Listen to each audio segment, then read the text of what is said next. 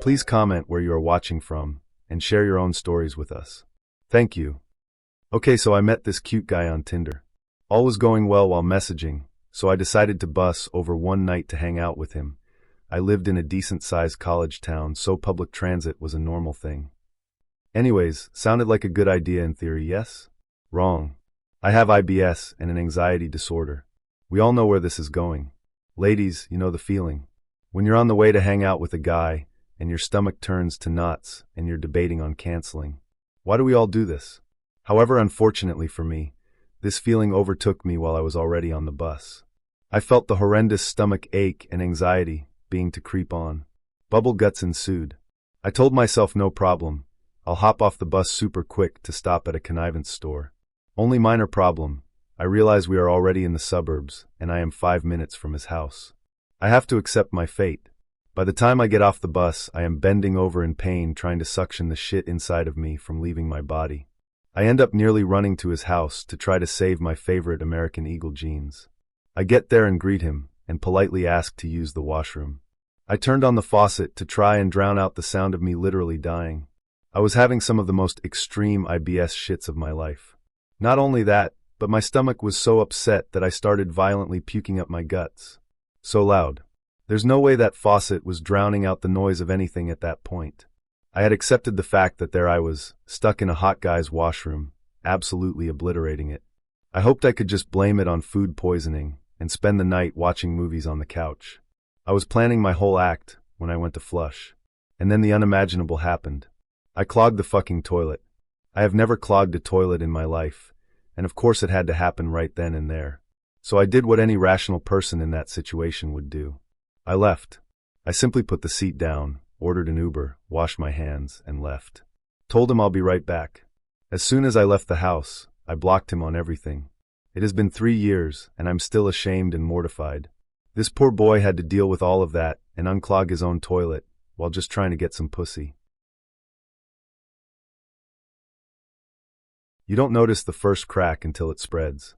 That's how I think of it now, like watching a hairline fracture grow across glass. You don't always hear it. Sometimes it's just there, spidering out while you're still telling yourself everything's fine. Her name was Chloe. We were together for 4 years.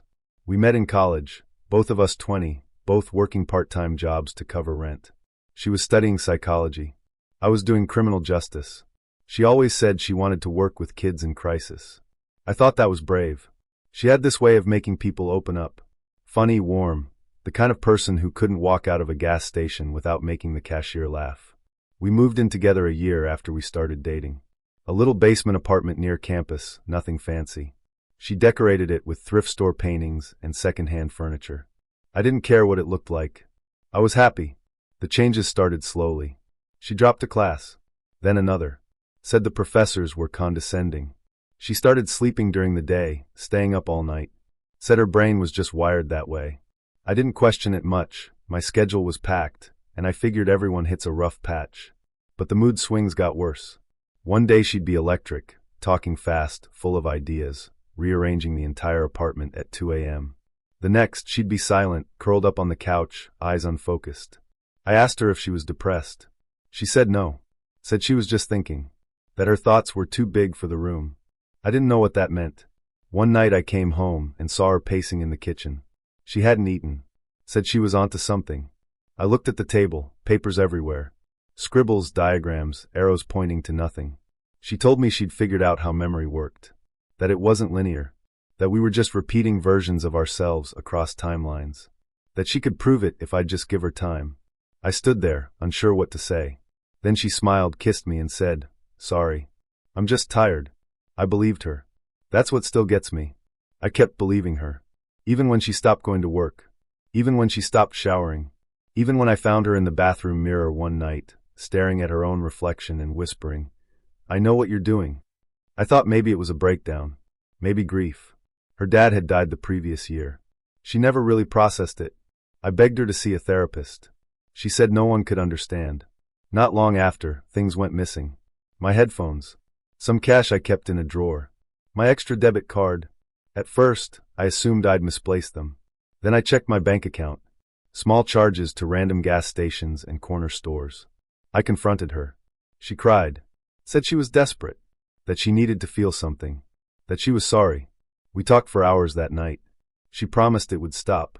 It didn't. The first time I saw the pipe, I didn't know what it was. It was tucked into a pencil case in her drawer. A long glass stem, blackened at the end.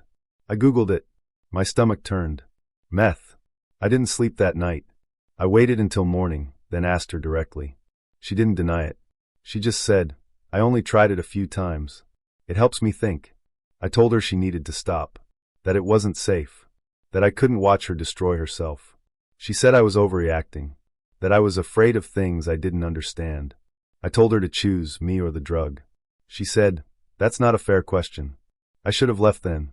But I didn't. Instead, I tried to fix it. I called her mom. I called her best friend. I got pamphlets from a local rehab center. I printed out articles about recovery. I even offered to go to meetings with her. She nodded through all of it, said she was thinking about it. Meanwhile, things got worse. She started bringing strangers home. Said they were just friends. Said they needed a place to crash. I came home one night to find a man I'd never seen before sleeping on our couch. Another time, there were two guys in the kitchen, tweaking, eyes wide, scratching their arms, talking in circles. I told her they had to leave. She screamed at me, said I was controlling, that these people understood her better than I did. That night, I locked myself in the bedroom. The next morning, they were gone. But so was my laptop. She said she didn't know what happened. That was the last lie I believed. I started packing my things the next week. Quietly. I didn't want a confrontation. I didn't want a scene. I just wanted out. But she noticed. She cornered me in the hallway one night with tears in her eyes. You're abandoning me, she said. You said you'd stay. I said, I can't live like this. She said, you're weak. I moved out the next day while she was gone. I stayed at my brother's place for a while. Changed my number. Blocked her on everything. But it wasn't over. She showed up at my job 2 weeks later, eyes sunken, clothes wrinkled. She screamed at me in the parking lot. Said I was a coward. Said she knew things about me that would ruin me. Said I'd regret leaving her. My boss called security. She left before they arrived. It happened again a month later. Then again. I filed a restraining order. It didn't stop her.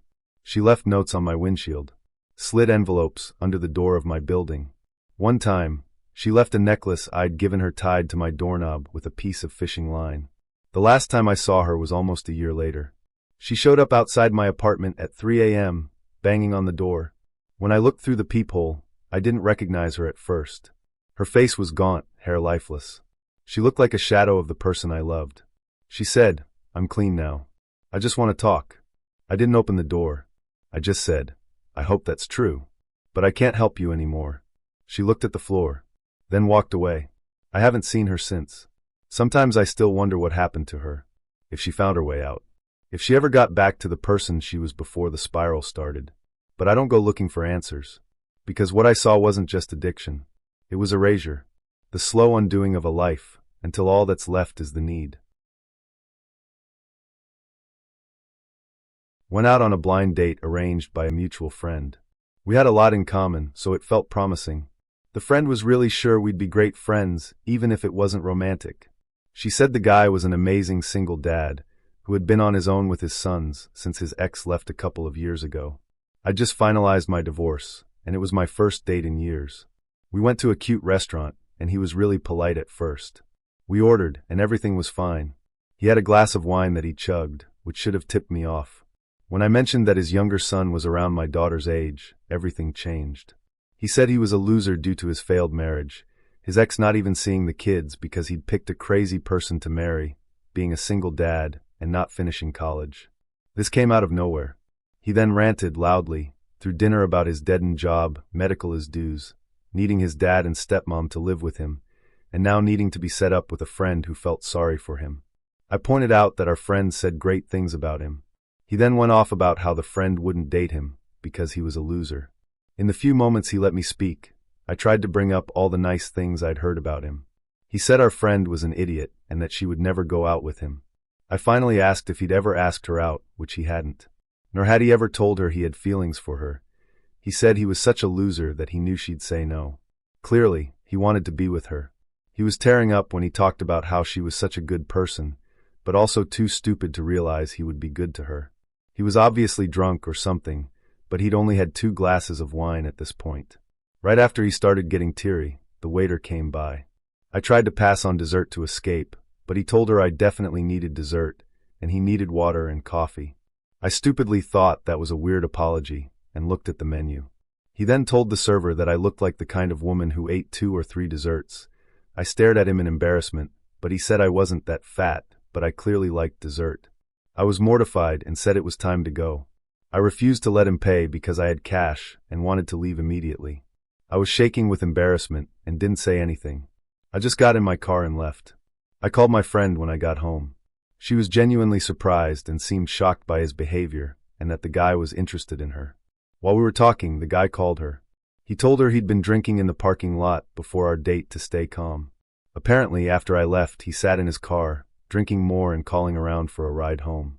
His dad picked him up and was yelling at the guy to hang up and get in the car. The guy saw me in a coffee shop a few months later. He smiled, stopped to say hi, remembered my name, and acted like nothing had happened. When you're a rookie cop, you learn fast that the badge doesn't protect you from everything. It gives you authority, sure. But it also makes you a target. I'd only been on the force for 8 months when it happened. I was still adjusting to the job, trying to prove myself without overstepping. My nights were mostly quiet, routine patrols, noise complaints, maybe a drunk driver or 2. I thought I was getting the hang of it. Then I met her. Her name on Tinder was Ava. Blonde hair, green eyes, a tattoo of a compass on her wrist. Her profile said she liked hiking, horror films, and men who can protect. I didn't list my job on my profile, but I did wear my uniform in one of the pictures. It was a group shot from the academy graduation. I figured it would weed out anyone uncomfortable with law enforcement. Ava messaged me first. "You look like someone who knows how to handle himself." I wrote back, "I do all right under pressure." We exchanged messages for 2 days. She was flirtatious, but not over the top. She asked good questions. Said she had recently moved to the area and was looking for people who were real. I thought she was cool, maybe a little intense, but nothing that set off alarms. She suggested we meet up that weekend. Said she knew a quiet place on the edge of town, an old picnic area near the woods, just off a back road that wasn't maintained anymore. "No one goes there," she said. "Super private. Good for bonfires or just talking." I hesitated. I'm not the paranoid type, but something about the location felt off. I asked, "Why not meet in town first? Somewhere public." She replied, "I don't like crowds. Trust me, this place is safe. I wouldn't invite you if I wasn't sure." I knew better. But I also didn't want to come off as suspicious or cowardly.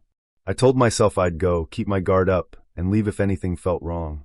I didn't tell anyone where I was going. That was my second mistake. It was late Saturday evening when I drove out. The sun was dipping low, casting long shadows through the trees. The road she mentioned was more of a dirt trail, barely wide enough for a single car. I had to slow down to avoid hitting potholes and overgrown roots. My phone signal dropped about a mile in. When I reached the clearing, it looked like she'd described: an old fire pit surrounded by logs, a rusted-out picnic table, and tall, silent trees in every direction. No one was there. I parked at the edge of the clearing and got out. The air was still, and the only sound was the hum of insects. I waited. A few minutes later, I heard footsteps. She emerged from the shadows wearing a hoodie, jeans, and boots. Her hair was pulled back. She looked less polished than her photos, but I chalked it up to the setting. "Hey," she said, smiling. "Glad you came. Kind of a strange place for a first meet," I said. She shrugged. "I like the quiet." We talked for a bit. Nothing deep, just small talk about the area, how long we'd lived here. She said she moved from Colorado. Had a complicated family. Liked the idea of disappearing into the woods sometimes. The whole time, I kept glancing around. Something felt off. She wasn't looking at me much. She kept glancing toward the trees behind me. Her body language was tight, like she was waiting for something. Then she said, "Do you want to go for a walk?" I shook my head. "I'm good right here." She paused. "You sure? There's a trail back there. Leads to a stream. It's nice." I took a step back. "Who else is out here?" Her expression changed, just slightly. Her smile froze. "What do you mean? You keep looking past me. Is someone there?" She didn't answer. That's when I reached for my concealed firearm. I wasn't in uniform, but I never went anywhere without protection. I turned toward the woods, and that's when I saw him. A man, maybe mid-30s, stepping out from behind a tree. Jeans. Black jacket. Gloves. He had something in his hand. Something long. It wasn't a gun. It was a crowbar. My training kicked in. I shouted, "Stop. Don't move." He froze. Ava backed away slowly, like she was trying not to be part of it. I stepped behind my car and drew my weapon. "Put it down. Now." The man didn't move. He just stared at me. Then he dropped the crowbar. "You're a cop," he said flatly. "That's right," I said. "And you're going to tell me what the hell this is." He didn't say anything. I pulled out my radio and called for backup. The signal was weak, but I got through. Requesting immediate response. Possible ambush. 2 suspects. Rural coordinates near Hollow Creek Trailhead. Officer armed. Suspects present. Ava looked panicked now. "We weren't going to hurt you. It was just a scare." "A scare?" I said. "You lured me out here." He was hiding with a weapon. "It's not what you think," she said. He thought you were someone else."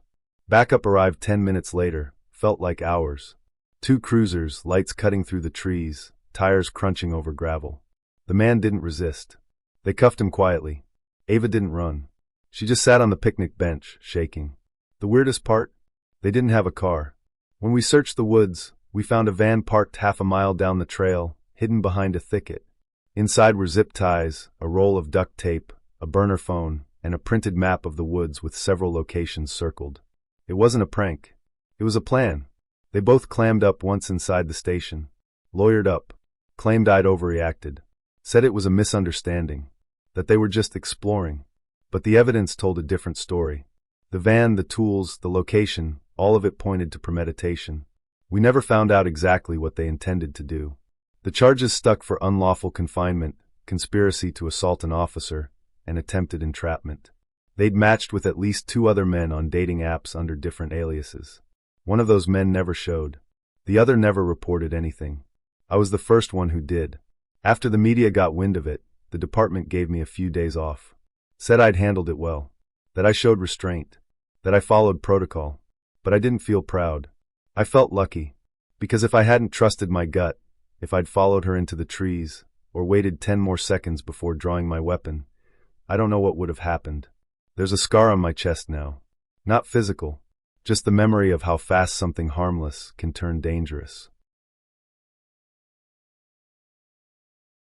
When you study abroad, people warn you about pickpockets, language barriers, and food that disagrees with your stomach. No one talks about how isolating it can be, how easy it is to get swept up in a place where you know no one, and how much you'll crave connection. That's how I met Luke. I was 20, spending a semester in Vienna through my university's foreign exchange program. It was my first time out of the US, and I had this idea that every street corner would feel like a postcard, and it did at first. Cobblestone alleys, smoky cafes, classical music echoing from open windows.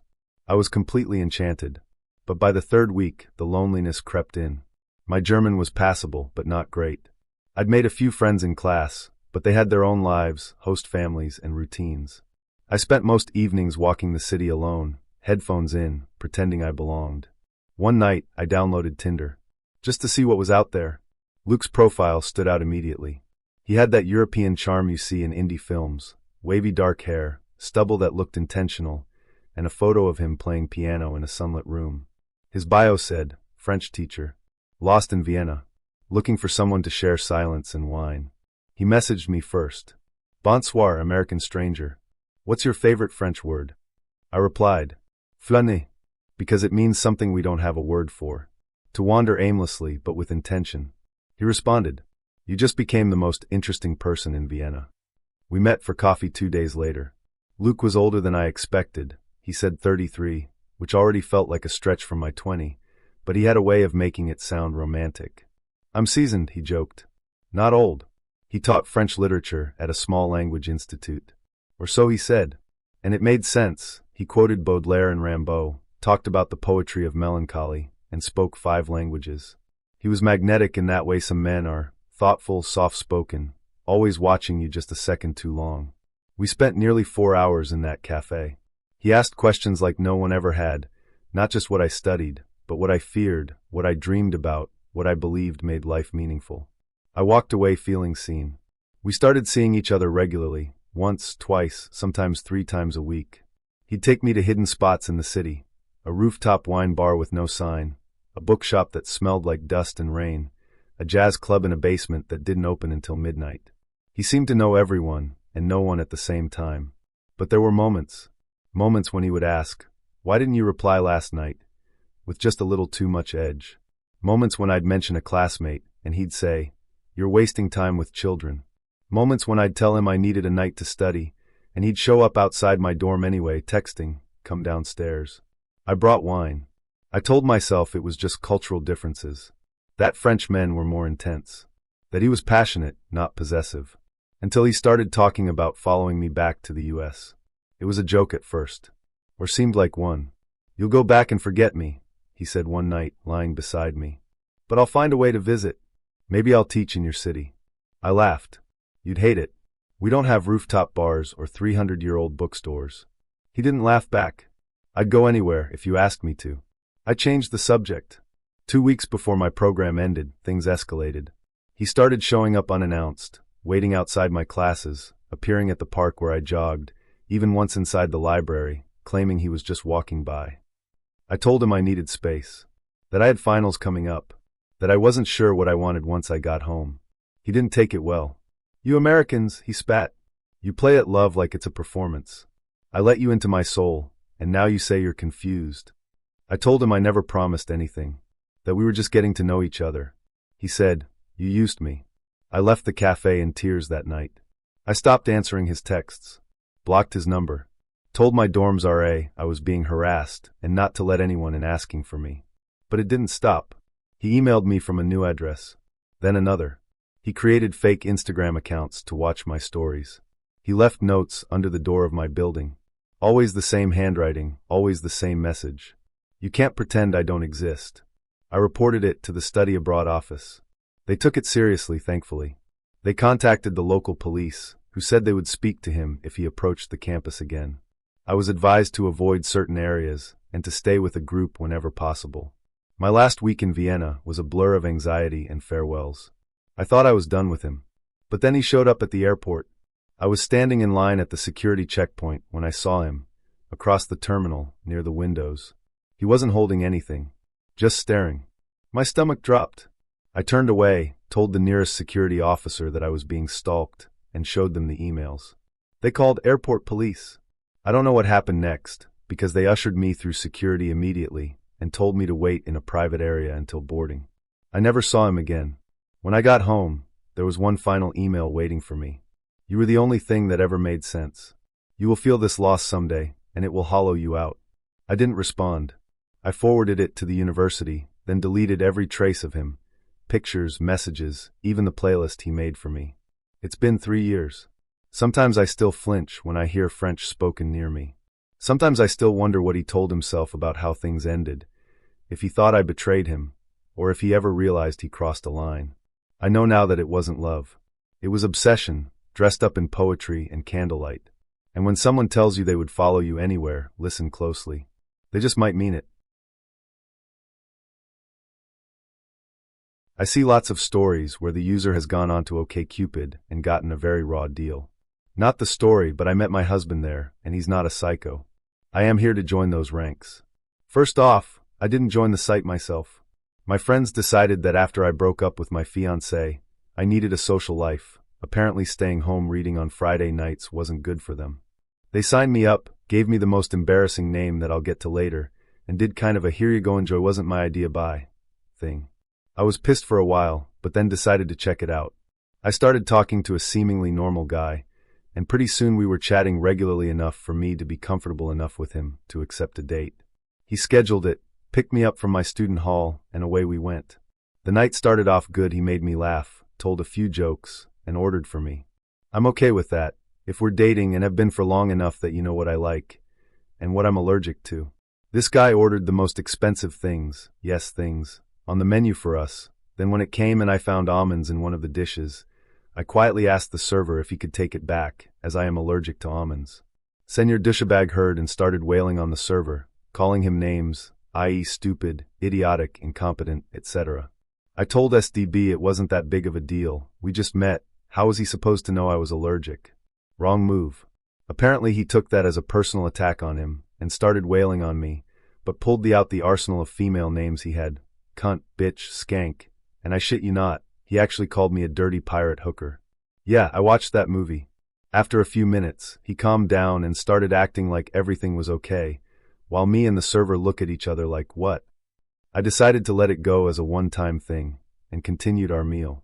He gave the server the stink eye every time he came to the table, and eventually started talking about himself, his cars, job, money, parents' society status, money, country club membership. Did I mention he talked about his money? Hear me when I say, I asked about his family, just his family. At this point, I'm sitting there, gazing at the clock on my phone, and nearing the text my roommate, who said she would then call with an emergency point that is very nearly here. I've already caught the server on a bathroom trip, and asked him to put my food in a takeaway carton, and just have it ready, and asked him to call a cab. Then he utters the magic words. SDB dash, so are we gonna fuck or what? Me dash, I'm gonna say no. Before he could recover from anyone daring to deny him his God-given right to fuck, I stand up, get my things, take the carton from the server, and slip him a 20, and get into the waiting cab. For the next few days, SDB called and texted me, sweet at first, but that morphed into snippy asshole comments, again calling me all sorts of nasty not nice names. I laughed about it after a while, and the story became quite popular in my student suite, complete with different voices and accents. It wasn't a month later that I ventured into another OKC date, but this time I got lucky. It was my would-be husband. When you work the night shift at a roadside motel, you get used to a certain level of weird. People check in with fake names. They ask for towels in the middle of the night, wearing only socks. One guy once brought a live chicken into the lobby and asked if we accepted pets. So when I got the message from Jake_Traveler on Bumble, I didn't think much of it. It was a Tuesday night in late April. I was working the 11 p.m. to 7 a.m. shift at the Pine Ridge Motor Inn, just off I-35 outside Des Moines. The motel wasn't fancy, 2 stories, 40 rooms, and the kind of flickering neon sign that made you feel like you'd stepped into a forgotten movie. My job was simple: answer the phones, check in late guests, handle bookings, and make sure no one burned the place down. Most nights I read or scrolled through my phone between check-ins. That night, I was in the middle of an audiobook and swiping through Bumble just to stay awake. I matched with Jake around 12:30 a.m. His profile was vague but harmless: a selfie in a car, one blurry photo of him with a dog, and a bio that said, just passing through, looking for conversation, or more. Normally, I wouldn't have even responded. But I was bored, and he messaged right away. You're cute. Working tonight? I raised an eyebrow. My profile didn't mention my job, but my photos were clearly taken at the motel lobby desk. I replied cautiously, night owl hours. You? Jake replied instantly. I'm staying in town tonight. Not far from you. I hesitated. It wasn't unusual for people to flirt with me while I was at work, but something about how quickly he'd zeroed in on my location made me uncomfortable. I didn't answer. Then about 10 minutes later, the phone at the front desk rang. Pine Ridge Motor Inn, this is Emily, I said. Silence. Then a low chuckle. Cute voice, the caller said. I hung up. A moment later, I got another message on Bumble. Why so cold all of a sudden? I blocked his profile. 5 minutes later, the lobby bell rang. I looked up. There was a man standing on the other side of the glass door. Tall, pale, wearing a hoodie with the hood up. He didn't try to come in, just stood there, looking through the glass. I reached for the lock control under the counter and made sure the door was secured. Then he raised his hand and slowly waved. I didn't move. After about 30 seconds, he turned and walked away. I watched him cross the lot and disappear around the corner of the building, toward the rooms. I called the manager, Mark, who lived 10 minutes away. Hey, I said. There's someone outside acting weird. I think he might be a guest. Mark sounded groggy. What room? I don't know. He just stared through the door. But I matched with someone on Bumble earlier, and now I think it was him. Mark sighed. I'm coming in. Don't open the door for anyone. Call the police if he comes back. I nodded, hung up, and locked the office door behind me. The phone rang again. This time it was an internal call from room 212.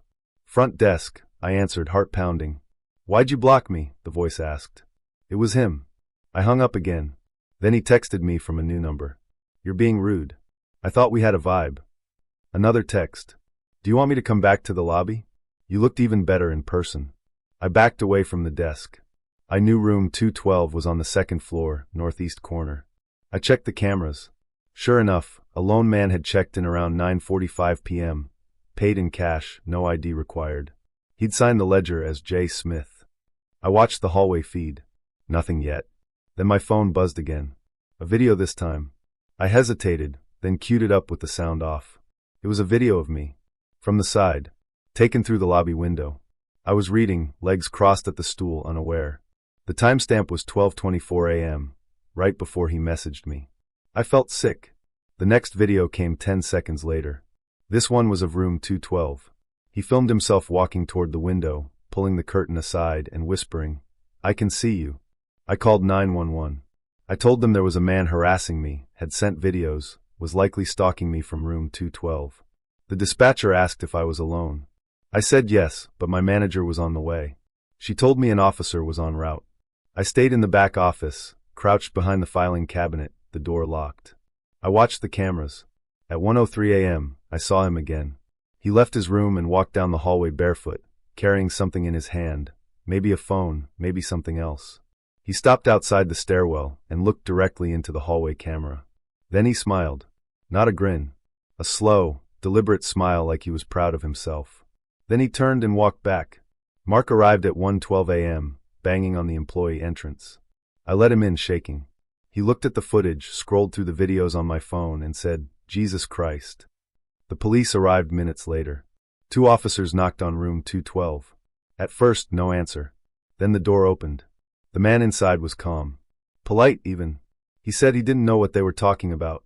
Said he hadn't left his room. Said he didn't even have a phone. But the officers found it. Unlocked. With the videos still in the chat thread. They detained him on suspicion of stalking and unlawful surveillance.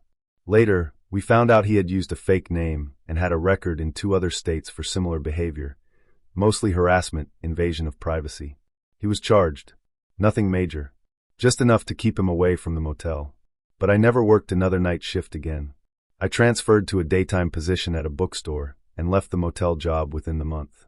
Sometimes I still think about that window. The way he watched me. The way he smiled for the camera. I don't use dating apps anymore. Not because I'm afraid of meeting someone weird, but because I've already met someone who turned a moment of boredom into something dangerous. And because I know now how thin the line is between curiosity and violation. Between a message and a threat. Between a motel room and a trap. Story 4. I went on a date with this girl I'd met on Tinder. Profile name was Fifi. We met in a bar, had a few drinks, and I asked her, "So Fifi, is that short for Fiona or something?" Which was met with a death stare and a low "No, it's Fifi so." Off to a grand start. We talked, got to know each other a bit, and the topic of music came around. She said there's been no good music since the 80s, and I replied, "Oh come on, what about Foo Fighters, Blur, Oasis, etc.?" Thinking this was a playful little exchange. It was not a playful exchange. She began raising her voice, "No. There's been no good music since the 80s. Really shouting. I'm looking around, and I'm seeing other people in the bar looking at us. This was my cue to sup up and ship out. Finished my drink and headed out the bar. She went to go for a kiss, which I deflected into a handshake and left. I put the date and Fifi to the back of my mind and forgot about it. 18 months later, me and my brother had decided to take a vacation for a week in Rhodes.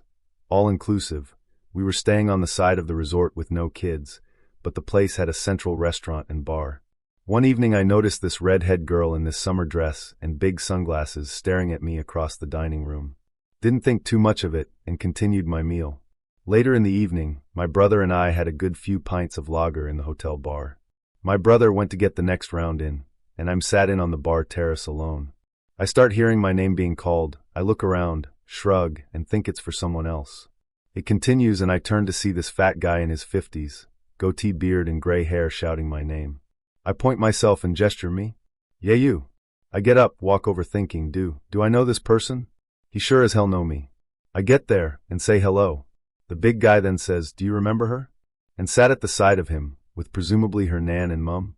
Fifi. Her dad then asks me, "I hear you went on a date with her months back. How come there wasn't a second one, eh?" Her whole family is staring at me now. Grinning like the Cheshire Cat, Fifi was watching me squirm under scrutiny of her dad's questions. What's wrong with her? Why didn't you want to see her again? Drunk, I was fighting every urge in my body to reply with, because your psychotic daughter is an argumentative cunt. And I lost that battle. The family looked dumbfounded. The Nana gasped that I'd just come out with it. Fifi's face was like thunder, and it was at that point my brother walked over from the bar, fresh pint in hand, asking, "Who you talking to?" "Oh, this is Fifi and her lovely family. Well, I'd best be off. Enjoy your holiday." Made my escape, and never saw her again. I have a couple of stories. First was the time when I was trying to meet up with a 24-year-old woman, and instead, there was a 40-plus-year-old man. His logic was that since you already came here, you'd want to hang out anyway. Except I didn't. I left quite rudely. Then there have been the constant times gay men have sent me very vulgar messages, talking about how they would pleasure me. And some of them actually made me feel physically ill because of the descriptions. This is very odd, considering I always advertise I am a straight male, but apparently to some guys, straight means in the closet. Let's see, what else? Oh, there was the date with literally the most boring woman on the planet, who also lied about her looks. When I met up with her, not only was she a little bit hard to look at, lot of wrinkles for a 30-year-old, but she was literally so boring. She literally had nothing to say about herself aside from, "I like to read, and I sometimes drink wine." She mostly wanted me to constantly talk about myself, but I needed some form of response from her aside from practically blank stares. Then there was the woman who was quite clearly not from the US and, well, this one was a bit odd.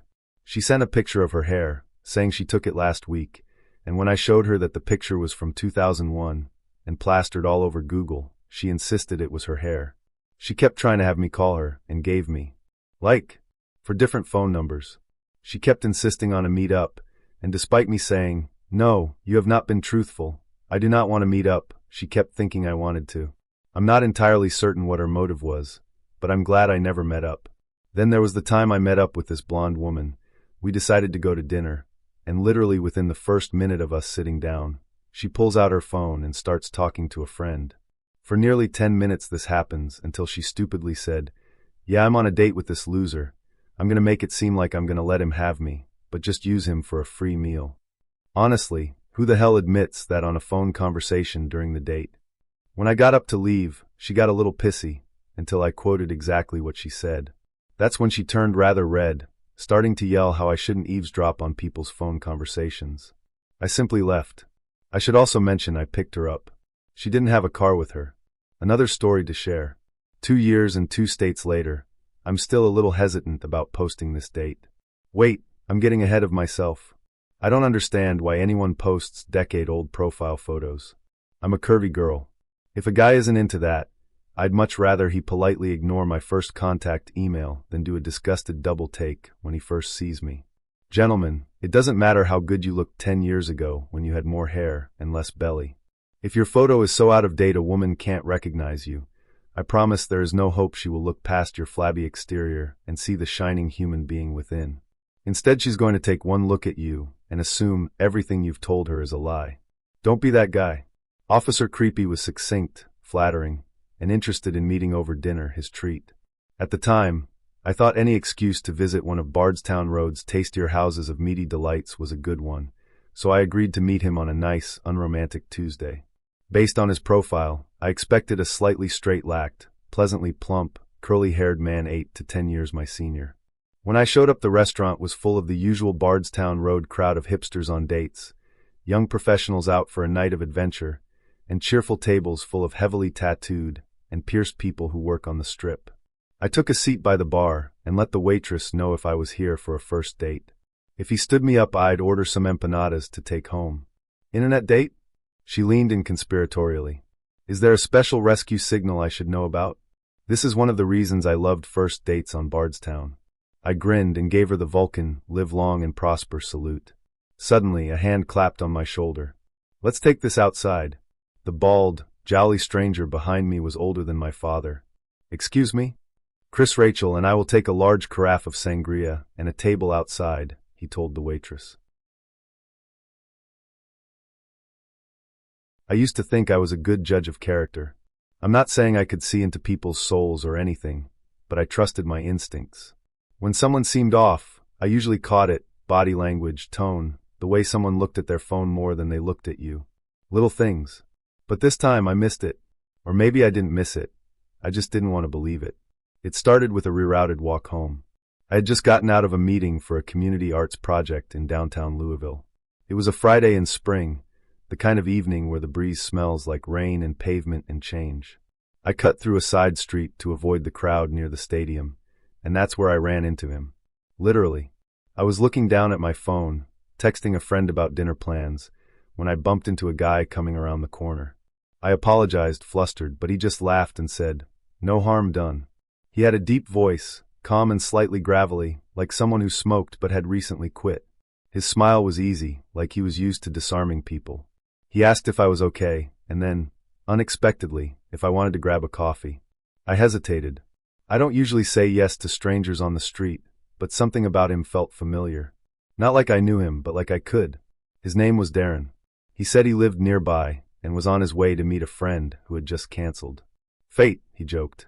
I guess I was supposed to run into you instead. We sat at a small cafe a few blocks away. I figured I'd stay for 20 minutes, maybe 30. We ended up talking for 2 hours. He was funny, sharp, and attentive. He asked about my job. I worked as a part-time grant writer for a nonprofit, and actually seemed interested. He told me he was a contractor, mostly small remodeling jobs, and had just finished working on a downtown loft conversion. He had a scar on his hand, which he said was from a table saw accident years ago. He didn't ask for my number, which I appreciated. Instead, he said, "I'll be at the same cafe next Friday. If you want to continue this conversation, I'd love to see you again. If not, no pressure." I surprised myself by showing up the next week. We kept our meetups simple, coffee, walking, talking. He never made a move beyond a hug. He said he didn't want to rush anything. Real connection takes time, he said more than once. I was tired of swiping, tired of the endless loop of digital flirtation that never led to anything meaningful. Darren felt different, grounded. It wasn't until our fourth meetup that something shifted. We were walking along the riverfront after sunset. He was telling me a story about a job he once did in Chicago, helping convert an old warehouse into a loft. At one point, he mentioned a disagreement with a client. They were trying to short me on payment, he said. I don't let people take advantage of me. The way he said it, it wasn't angry, but it was firm. Heavy. I asked, "What did you do?" He smiled, but not like before. Handled it. I let it slide. Later that night, I mentioned Darren to my friend Cassidy, the one who never trusts anyone until she's done a full background check.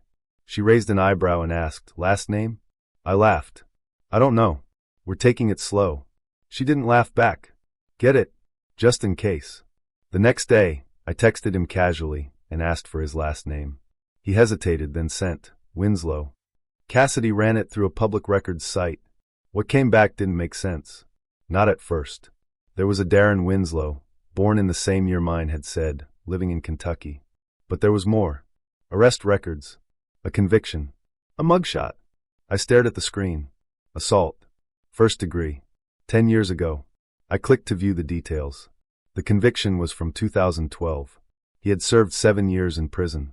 The case involved a violent altercation with a coworker. The records didn't say much, but the headlines from local papers did. Man sentenced in brutal workplace attack. Construction dispute turns violent. Apparently, Darren had beaten a man so badly he fractured his skull. The victim survived, but barely. Darren was charged, convicted, and served time in a medium-security prison before being released. I sat in my apartment, scrolling, heart thudding. This couldn't be the same person. Could it? The next time we met, I noticed things I hadn't before. The way he scanned the room before sitting down. The way he kept his back to the wall. The way he flinched slightly when a car backfired outside the cafe. I didn't bring up what I'd found. Not yet. Instead, I asked, "Have you ever been in real trouble before?" He paused, then smiled. "Haven't we all?" It wasn't an answer. That night, I called Cassidy and told her everything. She insisted I stop seeing him. I said I wasn't sure. I wanted to believe people could change. That maybe he had a temper once, but had learned from it. That maybe prison had made him better. Then came the night I was supposed to meet him for dinner. He was late. 20 minutes. Then 30. I texted, called, no reply. I was about to leave when I saw him walk in. His hair was messy, his shirt untucked, his eyes darker than usual. "Everything okay?" I asked. He sat down hard and said, "Traffic." Some guy cut me off. "Idiot." I said something like, "That sucks," trying to keep it light. Then he slammed his hand on the table. Do you know how close I was to following him? Just to teach him a lesson? The cafe went silent around us. I stared at him. He looked at me, breathing heavily, then softened. "Sorry," he said. "I've just had a day." I nodded, but I was already reaching for my bag. "I think I should go," I said. He didn't stop me. I walked out, heart pounding, and didn't look back. That night, I blocked his number. I deleted his messages. I told Cassidy everything. The next day, I changed my routine. I took different paths to work. I parked in new spots. I stopped going to our usual cafe. I kept my eyes open. He never contacted me again. Maybe he understood. Maybe he didn't care. Or maybe he was just waiting for someone else. I don't know. What I do know is this. A charming smile isn't proof of kindness. A calm voice doesn't mean someone's safe. People can carry rage in their pockets and never show it, until they do. In 2006, I was still figuring out what it meant to start over. I had just moved to Columbus, Ohio, after a dragged-out breakup with someone I thought I'd marry. We'd been together for almost 4 years, college sweethearts who slowly turned into roommates who barely spoke. I left her the apartment, packed everything I owned into my beat-up sedan, and took the first IT job I could find at a medical software company. The job was fine. The city was okay. I didn't know anyone. So I started spending most evenings parked in front of my old Dell tower, eating takeout and checking Yahoo personals. That site was the Wild West. No swiping, no identity checks, just usernames and grainy photos. I wasn't expecting much, but I figured it couldn't hurt to put myself out there. And then I got a message from LexiStar88. Her profile photo was bold, dark red lipstick, black eyeliner, a smirk that looked like it knew something you didn't. Her bio read, "I'm not looking for vanilla. I like people who challenge me. If you're boring, please swipe left." Just kidding, this isn't Tinder, but you get the idea. Everything about her screamed heightened intensity. Normally I'd avoid someone like that, but I'd been feeling invisible lately. Something about the way her photo looked straight into the camera made me feel seen. So I messaged her. "Not vanilla, but I do like cake. Does that disqualify me?" She replied within 10 minutes. "Only if it's carrot cake. That's unforgivable." We clicked instantly. Her messages were sharp, flirty, but not crude. She had a weird sense of humor that matched mine. She joked about starting a cult based on bad puns and said she wanted to be a benevolent dictator with good lighting. We messaged for hours that night. Then again the next day. And the next. She said she was between jobs, figuring things out, but she didn't seem aimless. She talked about energy, about people's auras, and how she could always spot liars. I chalked it up to spiritual talk. A little new age-y, but not a deal breaker. After a week, she asked if I used any messaging outside Yahoo. I gave her my AIM screen name. From that point on, things got more personal. She started asking deeper questions. What scared me, what I regretted, what I wanted that I hadn't told anyone else. I answered honestly, for the most part. She never got too graphic, but she was forward. She talked about attraction, connection, and testing people's limits. That's when she mentioned the test. It started as a joke. She said she didn't meet people right away because she'd been burned before. She said she'd created a system to weed out the liars and cowards. I asked what kind of system. She said, "I have a friend. He meets people for me, sees what their energy is like. If it feels right, then I meet them." I thought she was joking. So I sent, "What, like a predate bouncer?" She replied, "Exactly. But more like a spiritual filter. He's good at reading people." I didn't answer right away. It felt off. She sent another message. "Don't overthink it. He just talks to them, feels them out, makes sure they're not hiding anything." I asked, "So, you want me to meet your friend before I meet you?" "Yes." I stared at my screen for a long time. I thought about how good our conversations had been, how she seemed genuinely interested in me. Was this some kind of social experiment? Maybe she was eccentric, but not dangerous. I replied, "Where would this meeting take place?" She wrote, "Wherever you're comfortable. He's flexible. He can come to you." That's when the alarm bells started ringing in my head. I didn't answer. She messaged again. "You said you're not afraid of intense people. Was that a lie?" I typed out a response, then deleted it. Then she sent a photo. It wasn't of her. It was a man, bald, mid-30s maybe, sitting on a couch in a dimly lit room. He was wearing a sleeveless leather vest, arms covered in faded tattoos, and looking directly into the camera. The caption said, "This is Corey. He's very intuitive. And very loyal." I didn't respond. The next day, I logged into Yahoo Personals to check her profile. It was still up, but now the photo was different. It was the same woman, but the bio had changed. Now it read, "Some people aren't ready for truth. That's okay. They just won't find me." I didn't know what to make of it. Maybe this was her way of brushing me off. Maybe she'd pulled this stunt before. I told a coworker about it, just the vague outline. He laughed it off. "Sounds like a kink thing," he said. "Probably harmless." But something in my gut said it wasn't. That night, Lexi messaged me again. "Corey said you're not ready." That's disappointing. Then, we could have learned a lot from each other. I blocked her on AIM. Blocked her Yahoo account too. I even unplugged my desktop for the night. Something about her words felt final. Like a door closing. But it didn't stop there. 3 days later, I got a call from a number I didn't recognize. I let it go to voicemail. The message was short. A man's voice. "You missed your chance. Not everyone gets another one." I called my phone provider the next day and changed my number. After that, there were no more messages. No emails. No late-night knocks. Just silence. But the fear lingered. I kept checking the peephole before opening the door. I started parking in a different spot. I double-checked my locks every night. For a while, I thought maybe I'd overreacted.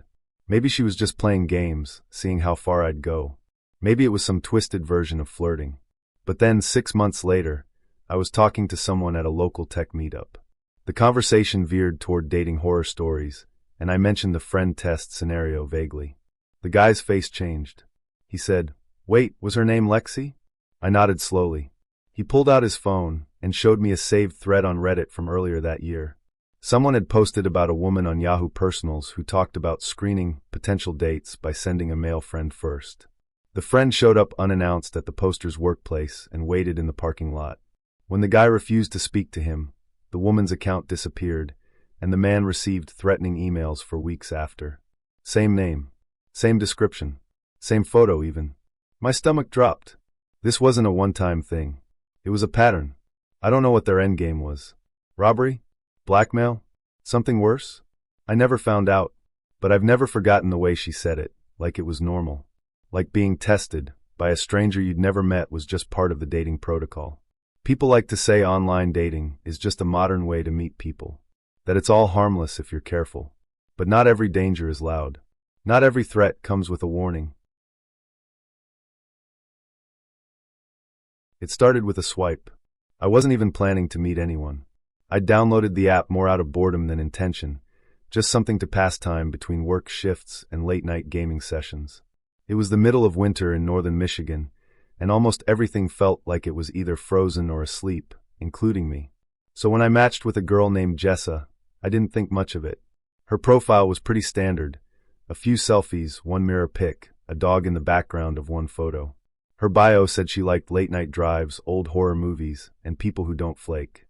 I messaged her first. Just hey. She responded almost instantly. Hey stranger eyes. We talked for about 5 hours that night.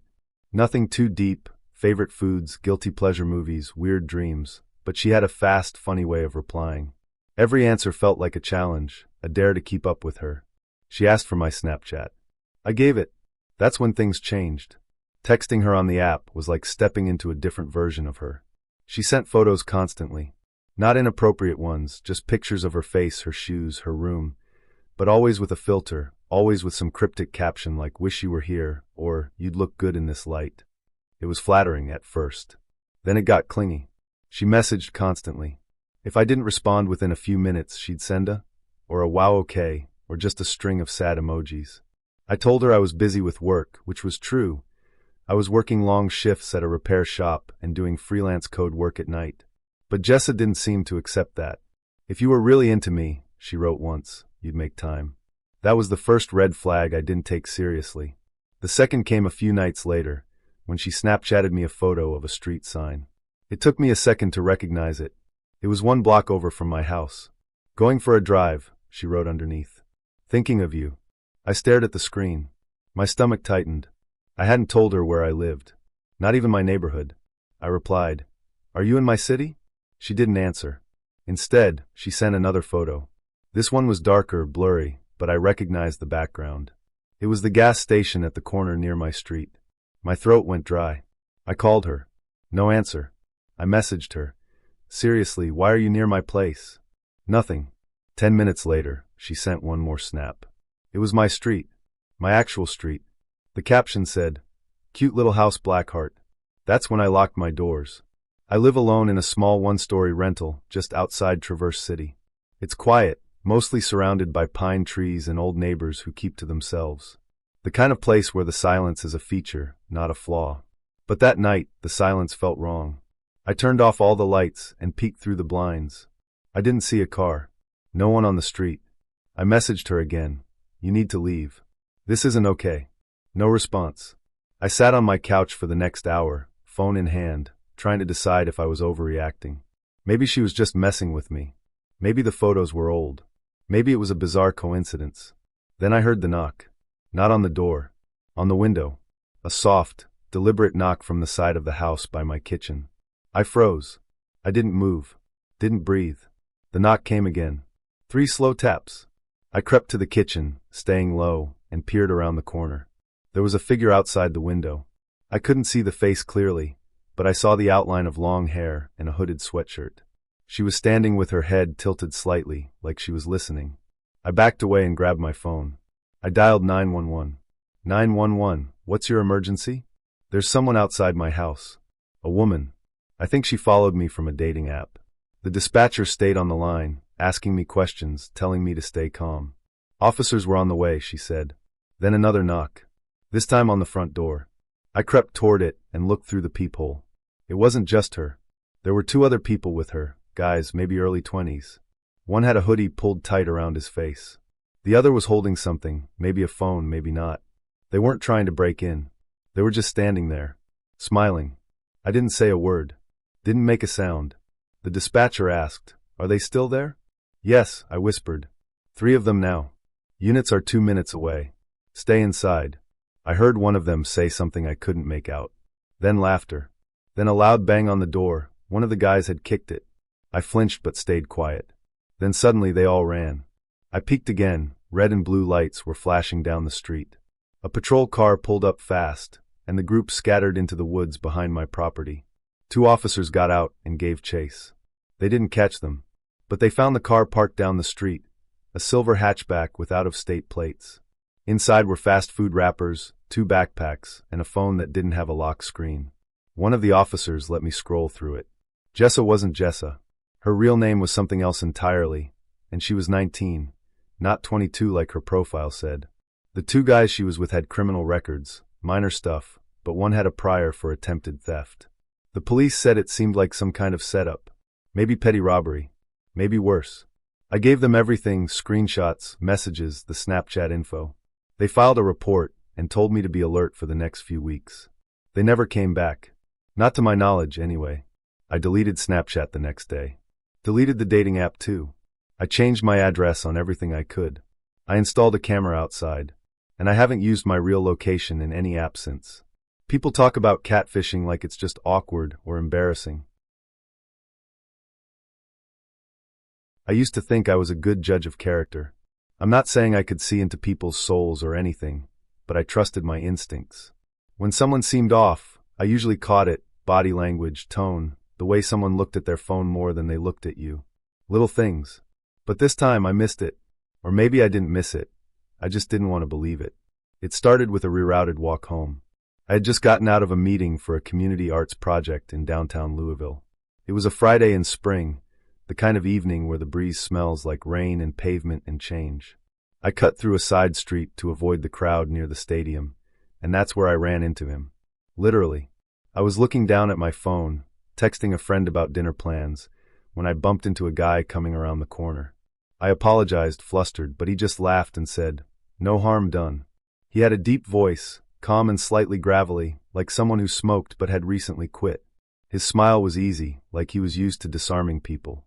He asked if I was okay, and then, unexpectedly, if I wanted to grab a coffee. I hesitated. I don't usually say yes to strangers on the street, but something about him felt familiar. Not like I knew him, but like I could. His name was Darren. He said he lived nearby and was on his way to meet a friend who had just canceled. Fate, he joked. I guess I was supposed to run into you instead. We sat at a small cafe a few blocks away. I figured I'd stay for 20 minutes, maybe 30. We ended up talking for 2 hours. He was funny, sharp, and attentive. He asked about my job. I worked as a part-time grant writer for a nonprofit, and actually seemed interested. He told me he was a contractor, mostly small remodeling jobs, and had just finished working on a downtown loft conversion. He had a scar on his hand, which he said was from a table saw accident years ago. He didn't ask for my number, which I appreciated. Instead, he said, "I'll be at the same cafe next Friday. If you want to continue this conversation, I'd love to see you again. If not, no pressure." I surprised myself by showing up the next week. We kept our meetup simple, coffee, walking, talking. He never made a move beyond a hug. He said he didn't want to rush anything. Real connection takes time, he said more than once. I was tired of swiping, tired of the endless loop of digital flirtation that never led to anything meaningful. Darren felt different, grounded. It wasn't until our fourth meetup that something shifted. We were walking along the riverfront after sunset. He was telling me a story about a job he once did in Chicago, helping convert an old warehouse into a loft. At one point, he mentioned a disagreement with a client. They were trying to short me on payment, he said. I don't let people take advantage of me. The way he said it, it wasn't angry, but it was firm. Heavy. I asked, "What did you do?" He smiled, but not like before. Handled it. I let it slide. Later that night, I mentioned Darren to my friend Cassidy, the one who never trusts anyone until she's done a full background check. She raised an eyebrow and asked, "Last name?" I laughed. "I don't know. We're taking it slow." She didn't laugh back. "Get it? Just in case." The next day, I texted him casually and asked for his last name. He hesitated, then sent, Winslow.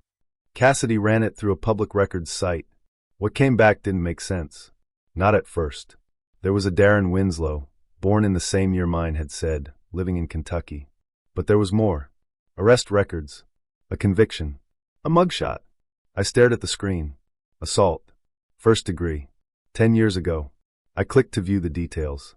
The conviction was from 2012. He had served 7 years in prison. The case involved a violent altercation with a coworker. The records didn't say much, but the headlines from local papers did. Man sentenced in brutal workplace attack. Construction dispute turns violent. Apparently, Darren had beaten a man so badly he fractured his skull. The victim survived, but barely. Darren was charged, convicted, and served time in a medium-security prison before being released. I sat in my apartment, scrolling, heart thudding. This couldn't be the same person. Could it? The next time we met, I noticed things I hadn't before. The way he scanned the room before sitting down. The way he kept his back to the wall. The way he flinched slightly when a car backfired outside the cafe. I didn't bring up what I'd found. Not yet. Instead, I asked, "Have you ever been in real trouble before?" He paused, then smiled. "Haven't we all?" It wasn't an answer. That night, I called Cassidy and told her everything. She insisted I stop seeing him. I said I wasn't sure. I wanted to believe people could change. That maybe he had a temper once, but had learned from it. That maybe prison had made him better. Then came the night I was supposed to meet him for dinner. He was late. 20 minutes. Then 30. I texted, called, no reply. I was about to leave when I saw him walk in. His hair was messy, his shirt untucked, his eyes darker than usual. "Everything okay?" I asked. He sat down hard and said, "Traffic. Some guy cut me off. Idiot." I said something like, "That sucks," trying to keep it light. Then he slammed his hand on the table. Do you know how close I was to following him? Just to teach him a lesson? The cafe went silent around us. I stared at him. He looked at me, breathing heavily, then softened. "Sorry," he said. "I've just had a day." I nodded, but I was already reaching for my bag. "I think I should go," I said. He didn't stop me. I walked out, heart pounding, and didn't look back. That night, I blocked his number. I deleted his messages. I told Cassidy everything. The next day, I changed my routine. I took different paths to work. I parked in new spots. I stopped going to our usual cafe. I kept my eyes open. He never contacted me again. Maybe he understood. Maybe he didn't care. Or maybe he was just waiting for someone else. I don't know. What I do know is this. A charming smile isn't proof of kindness. A calm voice doesn't mean someone's safe. People can carry rage in their pockets and never show it, until they do.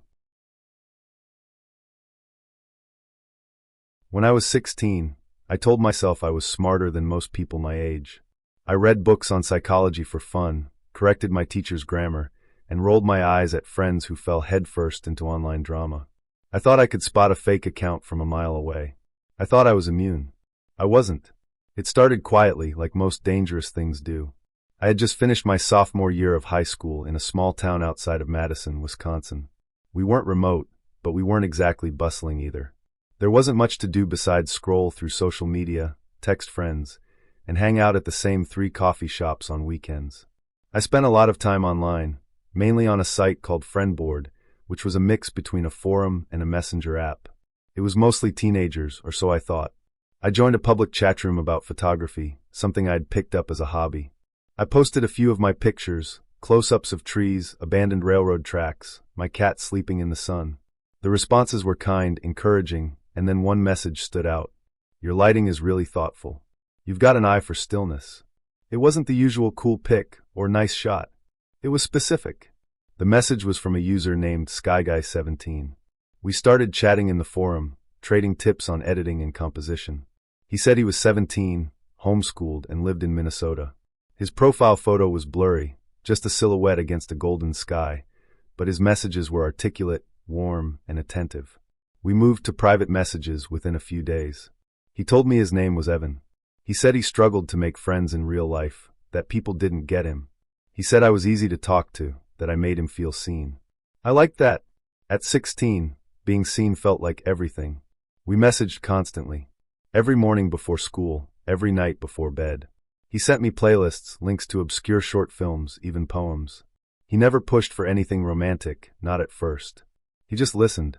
Looking back, that was part of how he got in. After a few weeks, he said he wanted to video chat. I was nervous. I told him my parents were strict and didn't like me talking to people online. He said he understood and didn't bring it up again for a while. When he did ask again, he added, I just want to see your face. It feels weird to like someone and not even know what their laugh looks like. I agreed, but only for a second. I turned on my webcam in my bedroom, pointed carefully so nothing personal was visible. He didn't turn his on, said his camera was broken. I believed him. He smiled with his voice. Told me I looked kind. It felt good. I felt wanted in a way that felt safe. I didn't think of it as love, but it was close enough for a lonely teenage girl to want to believe in it. About a month in, he began asking more personal questions. What school I went to. What part of Wisconsin I lived in. What my street looked like in the fall. I never gave exact details, but I shared enough that someone determined could piece together a rough outline. At the time, it felt harmless. He said he just wanted to picture where I lived, that he liked imagining what my world looked like. He made it sound romantic. One night, he got quiet. I asked what was wrong, and he said, I wish I could just be there with you. Like, show up and walk you to school. Bring you coffee. Just be real. It made my heart flutter. He said he'd been thinking about visiting Wisconsin. Not for you, he added quickly. I've got family there, but maybe I'd get to see you too. I told him I didn't think it was a good idea. My parents would freak out. He said he understood. He always said that. Then things started to shift. He began getting jealous when I didn't respond right away. He'd send strings of texts. Where are you? Did I do something wrong? Are you mad at me? Followed by apologies. Sorry, I just care a lot. Maybe too much. I brushed it off. I told myself he was just sensitive. Then one Saturday morning, I woke up to a message that made my stomach drop. I saw your blue mailbox on Google Maps. It's cute. I bet your house looks even better in person. I hadn't told him my address, but I'd once mentioned the name of a nearby park and the color of my front door. Suddenly, I remembered every small detail I had dropped over the past 2 months. The school name visible on my hoodie in a photo. The town name on a bookstore receipt I'd posted. The bus stop I'd taken a selfie near. He'd been collecting breadcrumbs. I stopped responding. I told my parents I wasn't feeling well and stayed home all weekend. I deleted the Friendboard app from my phone, but the messages kept coming. He found me on Instagram, even though my handle had nothing to do with my name. He messaged me there, saying he missed me, that he was worried, that he was already on his way. I just want to talk, he wrote. I'm almost there. I showed my mom the messages. Her face went pale. She called the police. Officers came to our house and took my phone. They asked me everything, how we met, what I told him, whether I'd ever shared my address. I said no. Not on purpose. They told us to stay inside. They had someone patrolling the neighborhood. That night, I barely slept. Around 3 a.m., a neighbor's security camera caught a man walking down our street. Not a teenager. Not a boy from Minnesota. He was in his 50s, heavy-set, wearing a baseball cap and a jacket with the hood up. He walked slowly past our house, stopped at the edge of the driveway, then moved on. The police traced his license plate the next day. He was found 2 towns over, parked outside a motel. Inside his room, they found a phone with dozens of screenshots from my social media profiles. Printed photos of me I had never seen before. Notes about my school, my schedule, and even my friends' names. They also found a duffel bag with rope, duct tape, and an unlabeled bottle of pills. He was arrested on multiple charges. His real name was Harold. He was 57. He'd been doing this for years, posing as teenagers, grooming girls online, waiting until he had just enough information to find them. I sat with the detective for hours going over everything. I remember her voice, calm, measured, as she said, "You are not to blame. He's a professional manipulator. This isn't your fault." But I still felt like it was. I felt dirty, stupid, naive. The story made local news. My school found out. I took a few days off, and when I came back, people looked at me differently. Some were kind. Some whispered. A few girls told me they'd talked to Evan too. I started therapy. It took a long time before I could be alone in the house without locking every window. I started checking under my car before getting inside. I began flinching when I got a friend request from anyone I didn't recognize. I never went back to Friendboard. I deleted every app one couldn't verify. I changed my phone number. I went private on all social media. I learned to keep my world small. People like to think things like this only happen to kids who are careless, who overshare, who make bad choices. But that's a lie. I was cautious. I was smart. I was guarded. And he still found me.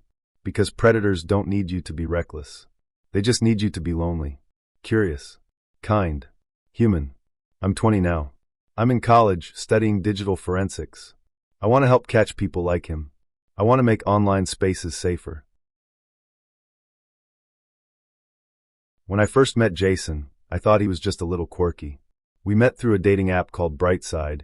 It was marketed as a space for authentic connections and emotionally intelligent singles. I was in the middle of my second year in a nursing program at a community college in Oregon City, balancing clinical hours, exams, and part-time work at a pharmacy.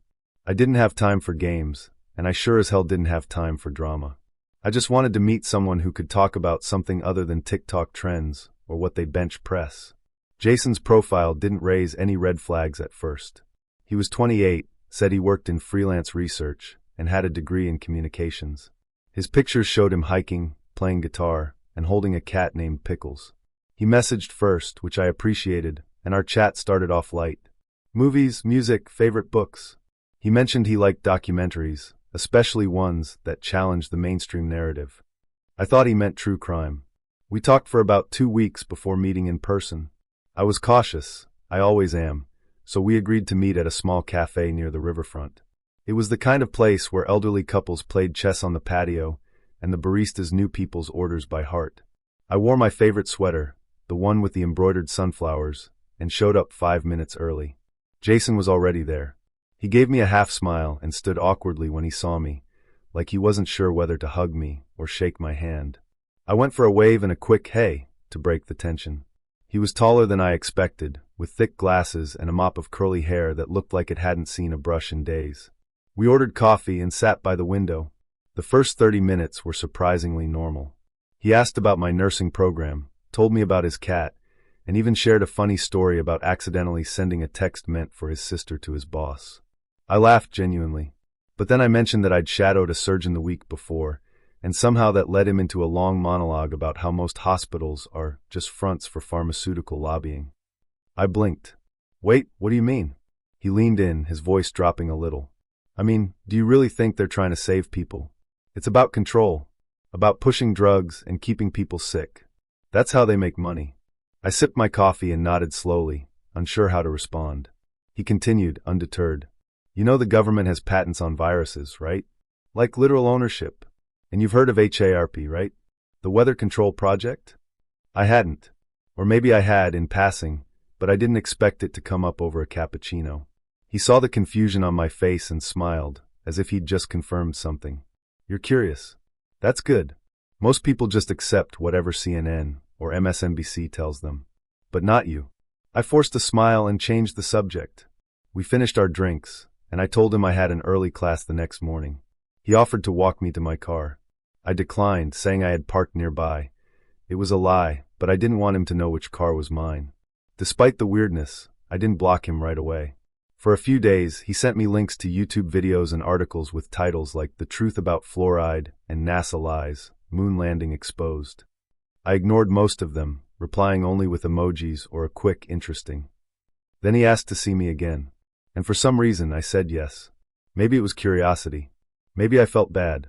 Maybe I thought I could understand him better in person. We agreed to go for a drive. He said he knew a great overlook with a view of the city. He picked me up that Friday night in a midnight blue sedan that smelled strongly of incense and old coffee. The dashboard was cluttered with sticky notes and a cracked phone holder. A bobblehead of Nikola Tesla bounced on the dash. Cool car, I said, buckling my seatbelt. Thanks, he replied, eyes on the road. It's not chipped. I had the tracker removed. I laughed, thinking he was joking. He wasn't. The drive was quiet for the first 10 minutes.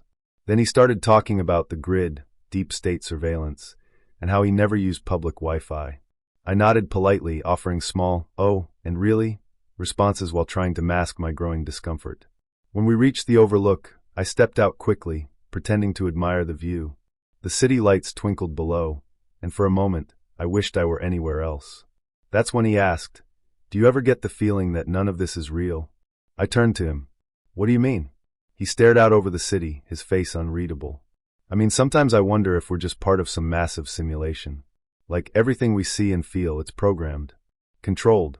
I didn't respond. He looked at me then, his eyes intense. "I think you feel it too. That pull. That itch in the back of your mind. Like you're meant for something more." "I think I should head back," I said, suddenly cold despite my jacket. He didn't argue. Just nodded and got back in the car. The ride back was silent. He dropped me off outside my apartment and said, "Be careful who you trust." I didn't reply. That night, I deleted his number. I blocked him on Brightside and on every social platform we'd connected through. I told myself it was over. But it wasn't. A week later, I got a call from a blocked number. I didn't answer. Then another. And another. I started getting emails from addresses I didn't recognize, all with subject lines like, "You need to know this," and "Wake up, Allie." One message just said, "They're watching you too." I changed my email. Then one evening, as I was walking back from class, I saw a figure standing near my apartment building. At first, I didn't recognize him. He was wearing a hoodie pulled low over his face. But as I got closer, he turned slightly, and I saw the edge of his glasses glint under the streetlight. "Jason." I didn't go inside. I kept walking, heart pounding, until I reached the nearby gas station. I stayed there for nearly an hour, pretending to browse snacks until a friend could come pick me up. I filed a report with campus security. They said without a direct threat or proof of harassment, there wasn't much they could do. One officer suggested I carry pepper spray. I started doing more than that. I changed my number. I started taking different routes to class. I stopped going anywhere alone. I told my professors I was dealing with a personal safety issue and might need to switch to online exams. 3 weeks passed without incident. Then one night, I was scrolling through local news headlines before bed when I saw it. Man arrested after holding mother hostage in Oregon City home. The photo was grainy, but I knew that face. Jason. The article said he'd barricaded himself and his mother in their home for more than 12 hours. Police had been called after neighbors heard screaming. He claimed the agency was after him and that his mother was compromised. He'd been taken into custody and placed under psychiatric evaluation. I stared at the screen for a long time, numb.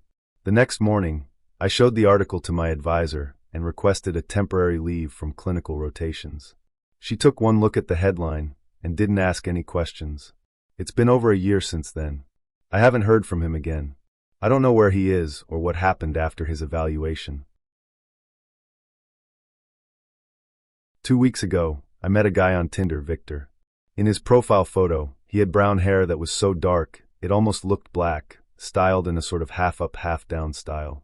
His neck was tattooed with a spider web behind his ear, with a web trailing down to showcase a realistic spider biting his neck. He had other tattoos, but they all seemed to be abstract compared to this one, seemingly just done any old way. He wore red contacts, but it almost looked like he had red eyes with a hint of brown that resembled honey in the sunlight. As his pink lips held a lollipop stick in his mouth, he was taking a selfie in the mirror of a public bathroom. I was about to swipe right, but decided to check his bio to be sure he didn't list anything that could be considered a red flag. He was my age, 23. His bio simply stated, "I hope you like vampires, because I'm a neck biter who doesn't mind the taste of blood." While all my friends found it cringy when I told them about it, I found it arousing. I have a thing for vampires, if you couldn't already guess. So this was a win for me. We got to messaging, and he expressed interest in hooking up. After some diligent planning, we agreed to start off going out to get to know each other. We wanted to take things slow, understanding boundaries and personalities before we began doing anything. Our first meetup was at the local Arby's where we talked over sandwiches and curly fries. We had an incredible time. We shared many of the same kinks, interests, and boundaries. It was as if the sex gods had sent this gorgeous man in my direction for a reason. The night after that, I had began experiencing difficulties sleeping. Every time I closed my eyes, it was as though something had triggered my beagle, Riley. He would start panicking, barking and growling at my window. Every time I would go check, there would be nothing in sight. I figured perhaps the shadow of a nearby tree was upsetting him, so I put him in his crate for the night. I could hear his muffled barking downstairs for a few minutes, but soon it stopped. In the morning, I discovered something on my window when I went to open the blinds. There was a hand print, as if someone was attempting to break in. However, they seemed to be bloody. The blood seemed as though it was dripping from the middle and index finger, then dried there. I rushed outside in my pajamas in the freezing cold to see if perhaps something had just rusted, but when I looked, the hand print was no longer there. In disbelief, I went back inside and there wasn't anything. I chalked it up to nothing, assuming my half-asleep body was still adjusting to the morning light. I just went about my life until Victor and I had met up again. Something odd seemed to happen when we were talking, though. He asked me how the advertisement I was working on had come out. I work at a small bank as the graphic design department. I create all-out advertisements, signs for our 4 locations, and promotional photos for social media. I had been working on an advertisement over the last week, but I had never told him that. At least, I don't recall telling him about it. Regardless, I answered the question no matter how odd it seemed to be. Again, the night after our meetup, strange things happened. When I sent Riley to go potty that night, he wouldn't come in when I was calling him, which is very unlike him. He's very well trained and somewhat clingy at bedtime, so I walked into the yard to find him staring at the fence. This fence separates my yard with my next-door neighbor's yard. Riley was frozen in place, staring at a figure. This figure had on a hood, and I couldn't see his face because of the darkness. My neighbor's back porch light went out the other night, and they had yet to fix it, whereas mine doesn't really go far enough to see past this fence. The only thing I did see was 2 hands, their fingernails red like they were stained with blood. I screamed bloody murder, grabbing Riley and slamming the back door on the way back in. I locked all my doors and windows. After calling both police and my neighbors about the situation, everyone was getting my story. The police informed me that they could not do anything as I didn't see much and neither of us have cameras to prove anyone was there. They told me it was probably a childish prank from another neighbor's kid. I felt so crazy in that moment, thinking perhaps I have started hallucinating or that my eyes played tricks on me. That was, until the neighbor's wife let out her own scream of bloody murder that mixed with gut-wrenching sobs. We rushed over to their backyard, where the neighbor was hugging her now dead cat. I never knew they had a cat, but that's because he never had been let outside. The cat was covered in blood, said to be stabbed 7 times. I didn't sleep that night. I spent it sobbing, hugging Riley. It was clear the person had bad intentions, and I just narrowly escaped him while also saving my baby. I told no one in my life about this, because I do not want them thinking that I am crazy. I know there is proof that last night was real. I'm still questioning if maybe I was seeing things, and it was some sort of spiritual sign to save my dog, even if I could not save the neighbor's cat. Victor was like a rock to me, giving something to look forward to as the traumatic visuals of that figure haunted my everyday movements. We set up a date to hook up, wanting to try something with blood and needles. I was excited as I have never had anything of this. I always loved exploring new kinks and fetishes. At work, it was clear I wasn't well as my boss sent me home early. On my way home, I stopped by a gas station to fill up and get some snacks. While I was pumping gas into my car, I heard my phone buzz in my purse. I fished it out of there quickly, seeing a weird text from my neighbor. She told me there was a weird man trying to break into my house, but when the police came there was no sign of him. However, a very small portion of my lawn had been burnt by a cigarette left by the driveway. Now I was freaked out. Why is this happening to me? Who is targeting me? Does this mean everything from before was true, and I'm the one this man is after? When I asked for a description, it was the same hooded figure from before, but when the neighbor asked to know who he was, he smiled at her with a blistered face and pink teeth. She screamed, which alerted another neighbor to call the police. I now could not stay at my home, so with a friend, we headed to my house to gather my essentials, and I stayed with her for a couple days. I brought Riley along. Everything had seemed all right, nothing else had happened. However, the day I was meant to return home, a car followed me to work, driving away when I pulled into the parking lot. At first, I didn't question it as my friend has an apartment and assumed he was part of the complex, taking a similar route to work. Looking back, it had to be that guy. When I got back home, my living room was wrecked. Nothing was stolen, no signs of a break-in, just trashed. Now, I was utterly terrified to stay in this house, as someone clearly had something out for me. I was not going to take the risk of sleeping here and getting murdered in my sleep. I told Victor about everything, and he offered to let me have his spare room. I protested, insisting I can get a motel. He refused, promising he had a gun if he needed to defend me from anyone. I reluctantly agreed, but his house was very welcoming. The decor was a mix of gothic but modern, yet it had all seemed to homey. Riley seemed a little uneasy, however. I assumed it was the stress of the stalker and having to constantly move. We hooked up the next night. It was amazing. He pleased me in a way I had not ever dreamed of, soon becoming addicted to him. We did it a couple more times afterwards. Every time we did, he wore me out and I would need a nap or to rest from the night. So after some aftercare, Victor tucked me in and said he would wake me up in the morning when breakfast was prepared. At 3 a.m., I heard a scream. A dog's scream. My stomach dropped as I scrambled out of bed to rush downstairs, thinking Riley fell off something or got hurt somehow. When I got to the bottom of the stairs, there was a man. He had patches of hair on his head, red fingernails, blisters all over. He was leaning over Riley. I yelled for Victor, hoping he was in the bathroom. Only, the man turned to look at me, and I screamed. The man was Victor. The same blistered man at my house, the same red fingernails from my neighbor's yard, and those pink teeth. He looked like he wasn't ready for me to see him. Riley was on this carpet, bleeding. He had been drinking his blood, the knife still in his pocket. He reached for it when I ran back upstairs and barricaded myself in his bedroom, the only room with a lock. The lock was locked with furniture in front of the door for good measure. I noticed a blood stain on his carpet under a chair in this room. This wasn't my first time. Yes, he had a vial of my blood from our session, but I thought we had used it. I found 4 more in the closet when I emptied it. I knew I was in danger, especially as he pounded on the door, growling out my name. He soon resorted to stabbing the door, hoping I was behind it. I rushed to get dressed and grab my stuff as I heard him begging to be let in, saying he needs my blood to cure him. He needed my nutrients. He promised he would be good to me if I just supplied him with his medicine. I didn't listen, especially as he punched a hole through the door. I was out the window by the time he was peeking through the door, screaming my name. I had thrown my stuff before me, which somewhat cushioned my fall from the room. My ankle is fucked from the fall, but it didn't matter. I ran to my car and threw my stuff in the back as I saw the knife get stabbed through the front door. He ran after my car as I sped away. In the ER, I explained everything to the nurses and the police. I've been tested for STDs and STIs.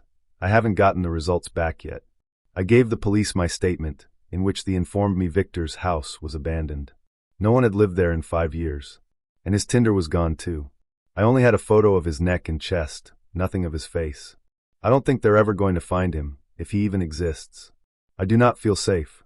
I've quit my job, moved, dyed my hair. I've even gotten filler hoping it changed my appearance some.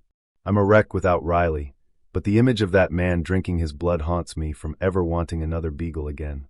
I'm in a motel right now, as I hop between them hoping I'll never be discovered.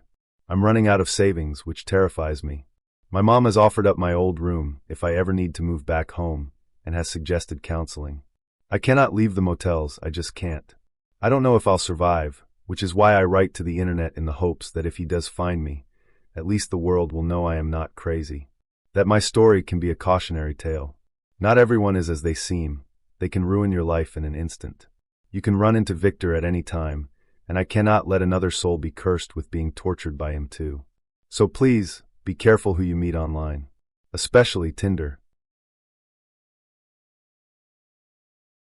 My story is like something out of a true crime podcast, but unfortunately, it was real life, and I was the one who had to figure out how to escape before my life was in danger. I met this boy, Adam, on Bumble. Handsome man, polite, chatty, the usual. The biggest plus for me was his love for dogs. That is a huge win in my eyes. After a week or so of texting, sending each other pics of our beloved furry friends, he asked if I wanted to grab some drinks. I wasn't getting any weird vibes, so I agreed. The date started like any other. We met at a fairly busy bar not far from my place. Adam was good-looking, well-dressed, and friendly. He asked me lots of questions about myself, what I studied at university, where I was from, whether I liked to travel, and of course where my love for dogs originated from. He seemed genuinely interested in me, and I remember thinking, wow, this guy's actually nice, unlike my previous partners and dates. But looking back, there were little things that felt off, like how he kept steering the conversation back to my family, asking if I was close to them, whether they lived nearby, if I had anyone I relied on. At the time, I thought he was just being curious, but now it makes my stomach turn. After a couple of drinks, he suggested we head back to his place to keep the night going. I hesitated for a second. I'd only just met him, after all. Booty didn't want to seem paranoid. Plus, he lived close by, and I figured I could leave any time if things got weird. So I agreed. When we got to his place, it was a bit messier than I expected. Not like serial killer Lair messy, but enough to make me question how much effort he really put into having people over. There were empty takeout containers on the counter, random clothes tossed on a chair, and the whole place smelled faintly of stale beer. That's when I started to feel a little uneasy. Not terrified, just off. Adam, however, seemed perfectly at ease. He offered me a drink, but I declined, saying I'd already had enough. He laughed it off, saying, "You don't trust me?" in this joking but not really tone. I laughed awkwardly and changed the subject. But the vibe was definitely shifting. I told him I needed to use the bathroom, and he pointed me down the hall. As I walked through his apartment, I noticed more odd details. The locks on the inside of the front door were strange. Heavy duty, like something you'd see on a warehouse, not a flat. There were no pictures on the walls, no signs of a life lived in this space, just stacks of random junk and a few pieces of mismatched furniture. I stepped into the bathroom and locked the door behind me, taking a moment to just breathe. Something about this whole situation felt wrong, but I couldn't quite put my finger on it. I splashed some water on my face, trying to shake the uneasy feeling, and that's when I noticed the window. It was small, just above the toilet, and it looked out onto the street.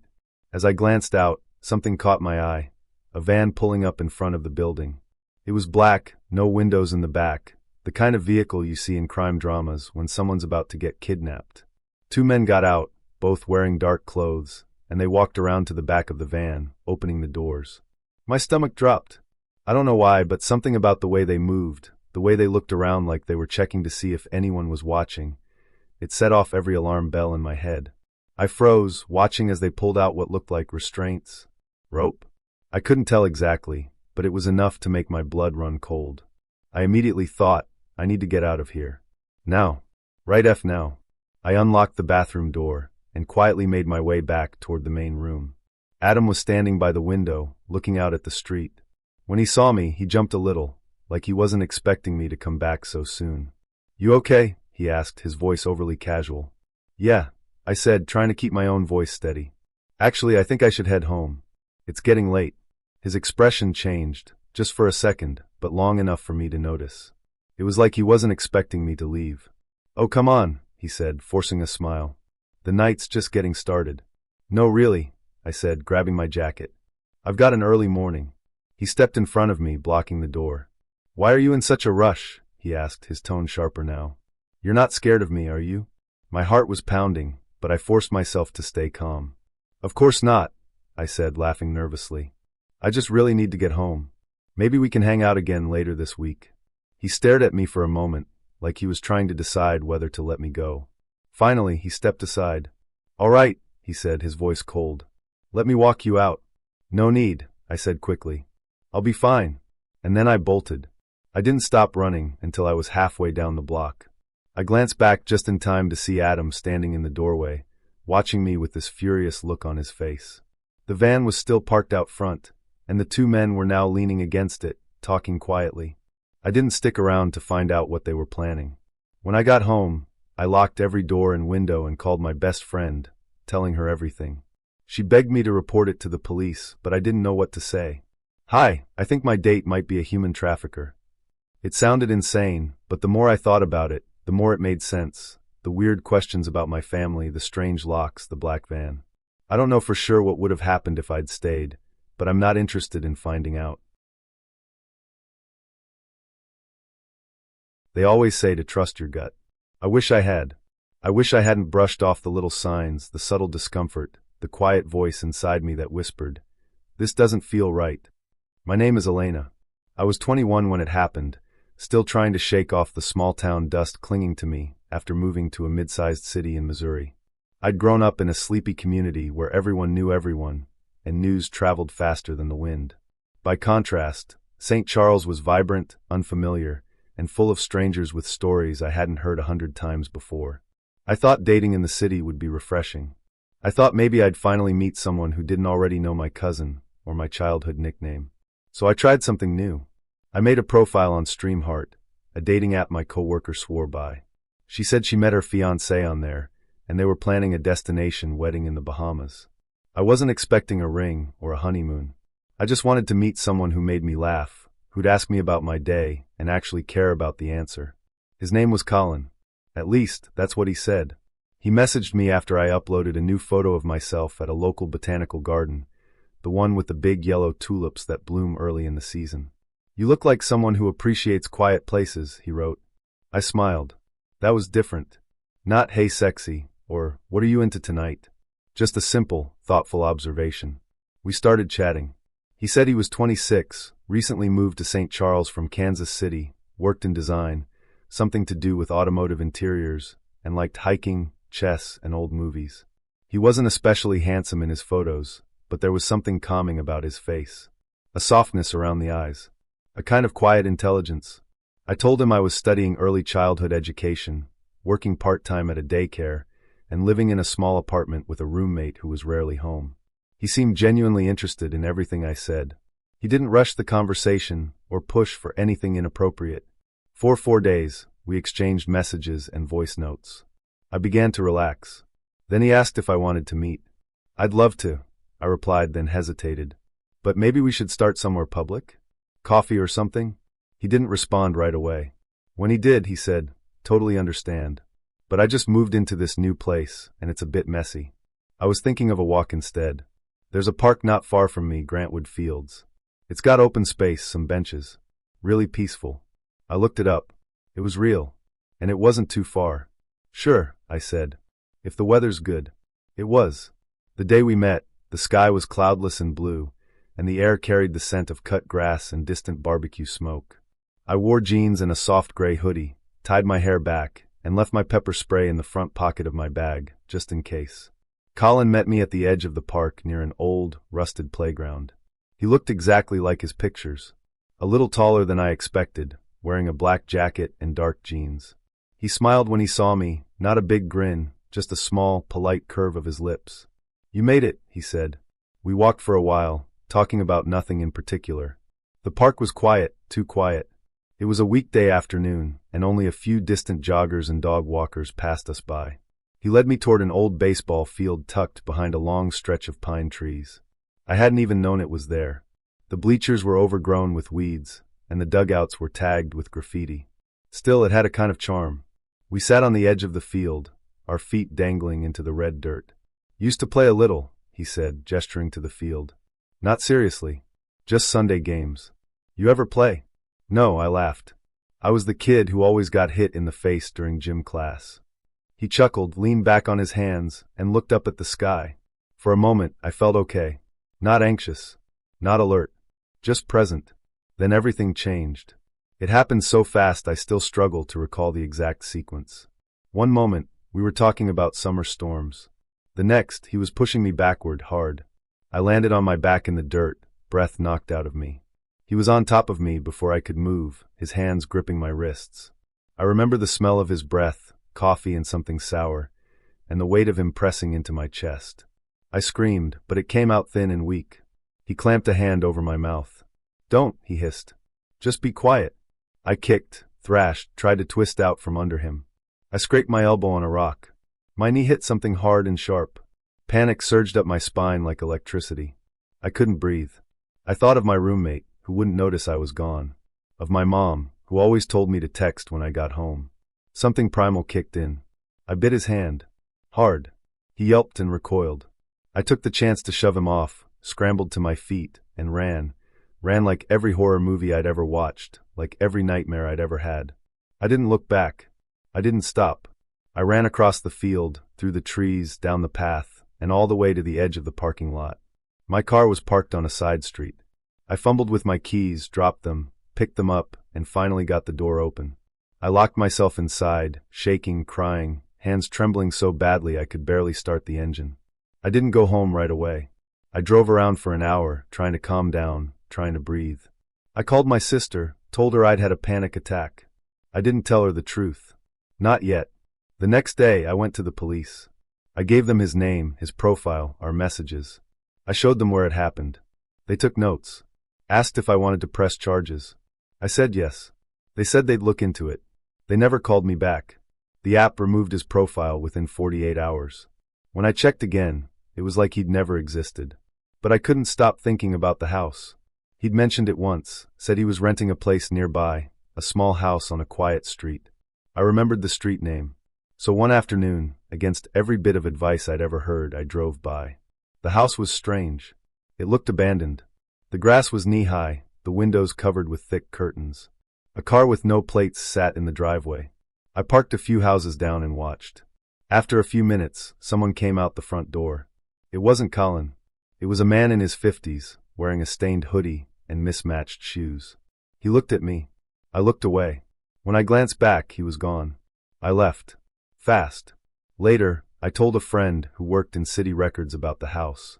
She looked it up and found it had been reported multiple times, for noise complaints, suspicious activity, and once for a possible break-in. But nothing ever came of it. It was known, she said. I never went back. Months passed, but the fear didn't. I moved out of my apartment and found a new place across town. I changed my number. I deleted Streamheart and every other dating app. I stopped walking alone. I carried my pepper spray everywhere. I told myself I was lucky. Because I was. But luck shouldn't be what keeps a person safe. I still think about that field. That moment. That house. The man who smiled and asked about my childhood and then tried to hurt me. I wonder how many others he's met. How many didn't get away. Sometimes I think about going public, posting about him, naming names. But then I remember the look in his eyes when I bit him. The way he didn't even seem surprised. Like he'd done this before. People always talk about red flags in relationships, but what they fail to mention is how easy it is to miss them when you're lonely. It had been a rough semester. I was in my second year at Evergrove University in Vermont, living alone for the first time in a small single dorm on the edge of campus. My roommate from freshman year had transferred to a school in Oregon, and most of the people I spent time with had either dropped out or moved to off-campus housing.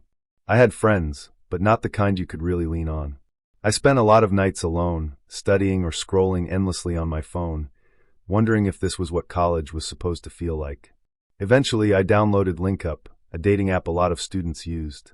I wasn't looking for anything serious, just someone to talk to, maybe hang out with. Even just texting someone back and forth felt like a relief from the silence. That's how I met Darren. He had brown hair, kind eyes, and a crooked smile in his photos. His profile was short and sweet. Just moved back to Vermont. Looking for someone chill to get to know. We started chatting late one night after I uploaded a new picture. He messaged me first, saying I looked familiar, like someone he'd seen at the coffee shop near campus. I laughed and told him I basically lived there, which wasn't far from the truth. Our conversation flowed easily. He was funny, a little sarcastic, and knew all the right things to say to make me feel interesting. Within a couple of days, we were texting off the app. By the end of the week, we'd moved to video calls. He said he liked my voice, that he could tell I was the kind of person who saw the good in people. That probably should have been the first warning sign. He asked if he could come by my dorm one evening, said he wanted to bring me dinner. I hesitated, but he promised it would just be burgers and fries from a place he loved. Not a big deal, he said. You don't even have to dress up. So I agreed. He arrived wearing an oversized hoodie and carrying a paper bag that smelled amazing. We sat cross-legged on the floor of my dorm, talking and eating like we'd known each other for years. He complimented my posters, asked about my major, and told me he'd spent a year in California before deciding he hated the West Coast. Too many people pretending to be someone they're not, he said. Vermont's more real. We ended up watching a movie on my laptop. Nothing happened beyond a long hug when he left, but my stomach fluttered for hours afterward. For the first time in months, I felt wanted. Darren came over twice more that week. Each time felt more comfortable. He'd sit on the edge of my bed, tell me stories about his family, his travels, his plans for the future. He asked a lot of questions, and I answered them all without thinking. It felt good to be seen, to be asked. But then something shifted. It started with a cigarette. We were sitting outside the dorm on a cool Thursday evening. He reached into his coat pocket and lit one without asking. I wrinkled my nose and scooted away slightly. You smoke? I asked, surprised. Yeah, he said, exhaling. Occasionally. Calms me down. I told him I didn't like smoking, that it reminded me of my uncle, who died from lung cancer. It wasn't meant as a lecture, just a boundary. He nodded, but the air changed. The next day, I texted him to say I didn't think we were compatible. That I liked him, but the smoking was a deal breaker for me. I tried to be kind. He didn't reply. At first. That night, I got a call from an unknown number. I didn't answer. Then another. Then a text. You're really gonna throw this away over something that doesn't matter? I didn't respond. The next morning, there were 10 missed calls and a string of increasingly emotional messages waiting on my phone. I thought you were different. I told you things I've never told anyone. You're just like the rest of them. I blocked his number. But the messages kept coming, from new numbers, different area codes. He found me on social media. First Instagram, then Snapchat, then LinkedIn. I'd never even mentioned where I worked part-time, but somehow he knew. I started to panic. I tried reporting his accounts, but he'd just make new ones. I changed my privacy settings, deleted my TikTok, removed my last name from my Facebook. I told myself he'd get bored eventually, but he didn't. One night, I was studying with my friend Hallie in my dorm room when my phone lit up with a text from another unknown number. I saw you today. Who was that with you? My blood ran cold. I hadn't posted anything. There was no way he should have known where I'd been. Unless he was watching. I showed Hallie the message. She stared at it, then at me. You need to tell someone, she said. I didn't want to. It felt dramatic. I didn't want to be the girl who cried wolf over a guy she barely dated. But Hallie insisted. She grabbed my phone and made me walk with her to the RA's office. Our residential advisor, Alana, was a grad student, a no-nonsense type who'd handled roommate disputes and late-night parties, but nothing like this. Still, she listened as I explained everything. The calls, the messages, the feeling of being watched. When I finished, she nodded once and said, We're going to report this to campus security, and I'm moving you to a different dorm. I protested, but she didn't budge. You need space, she said. You need to feel safe. That night, I packed my things and moved into a different building across campus. My new room was smaller, but it had better lighting and thicker curtains. I kept my phone on silent and barely slept.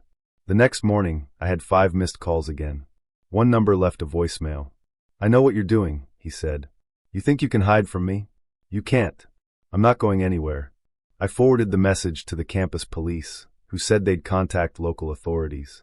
But because Darren hadn't made a direct threat, and because we'd only dated briefly, there was little they could do.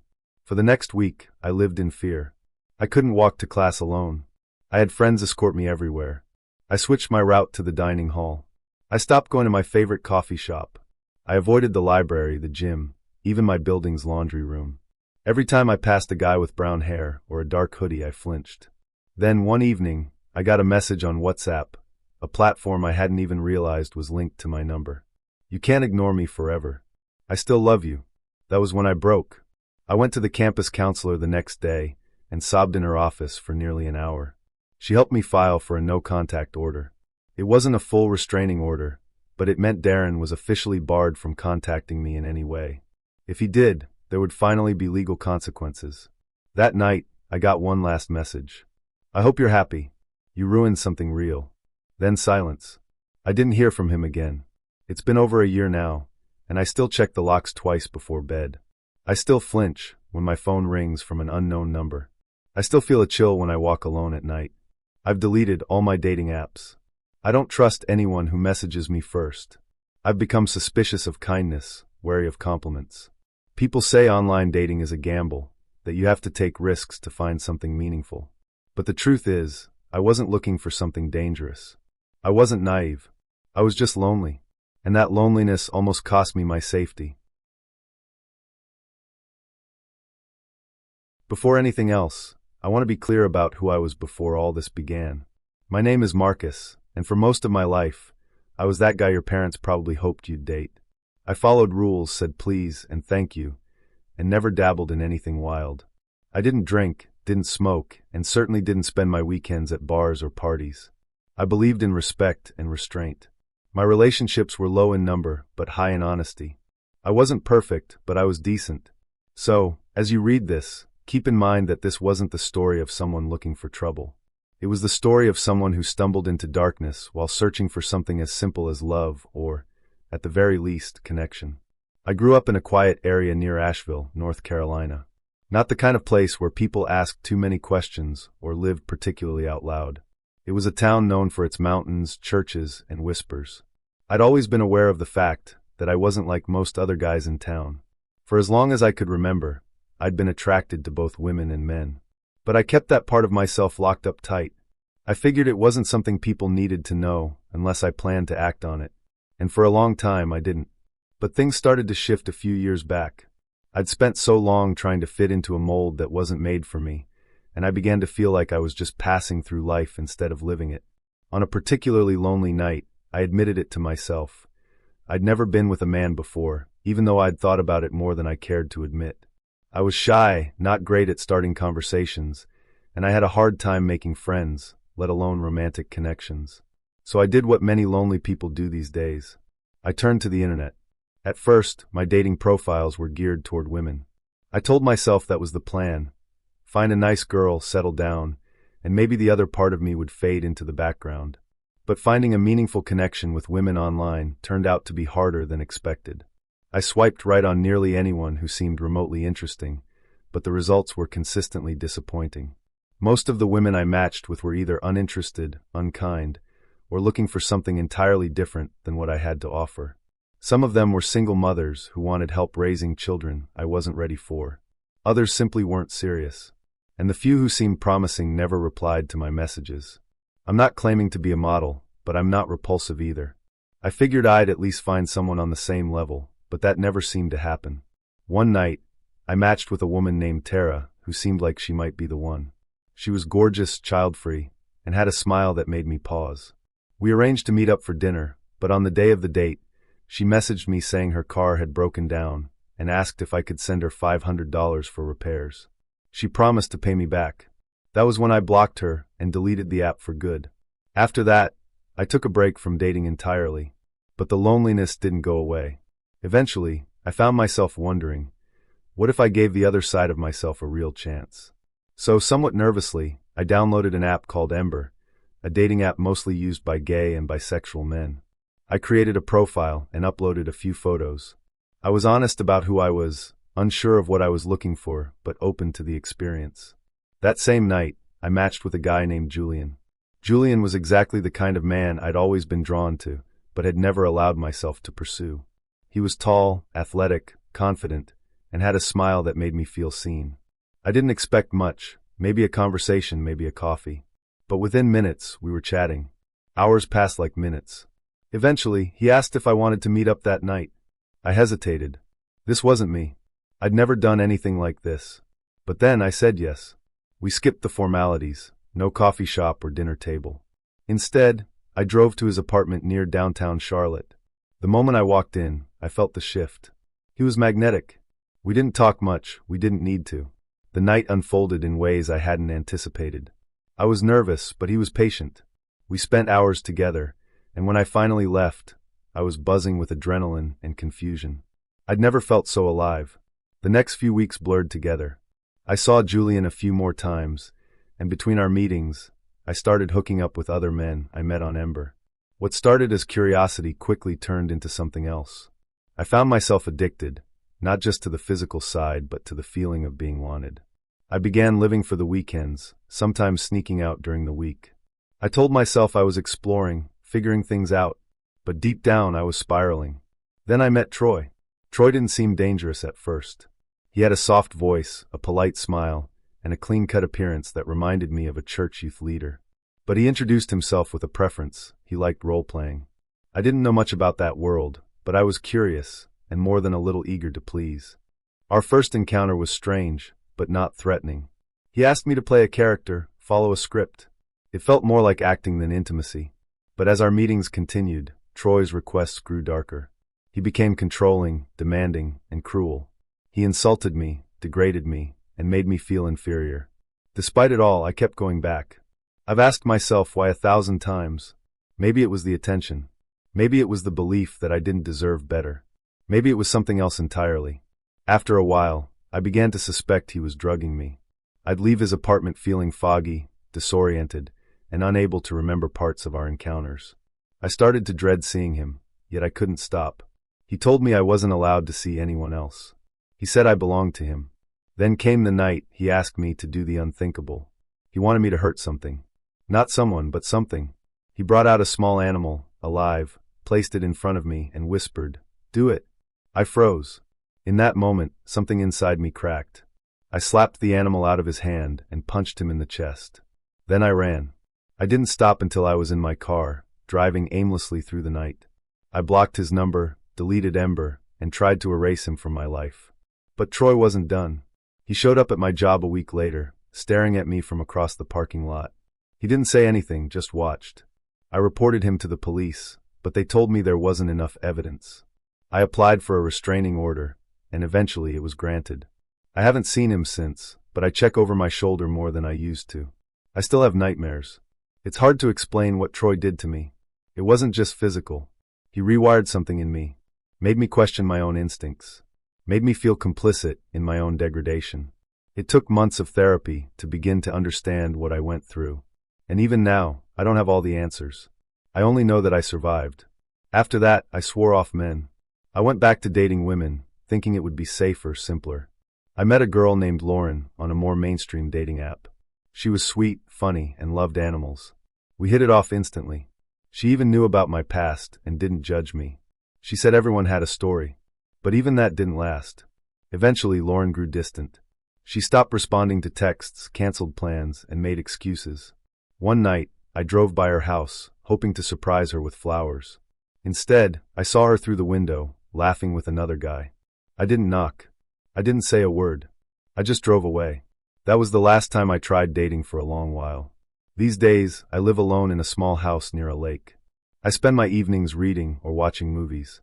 Sometimes I take walks through the woods behind my property, letting the quiet settle over me. I still feel the urge to reach out, to swipe, to connect. But I don't. The risk feels too high.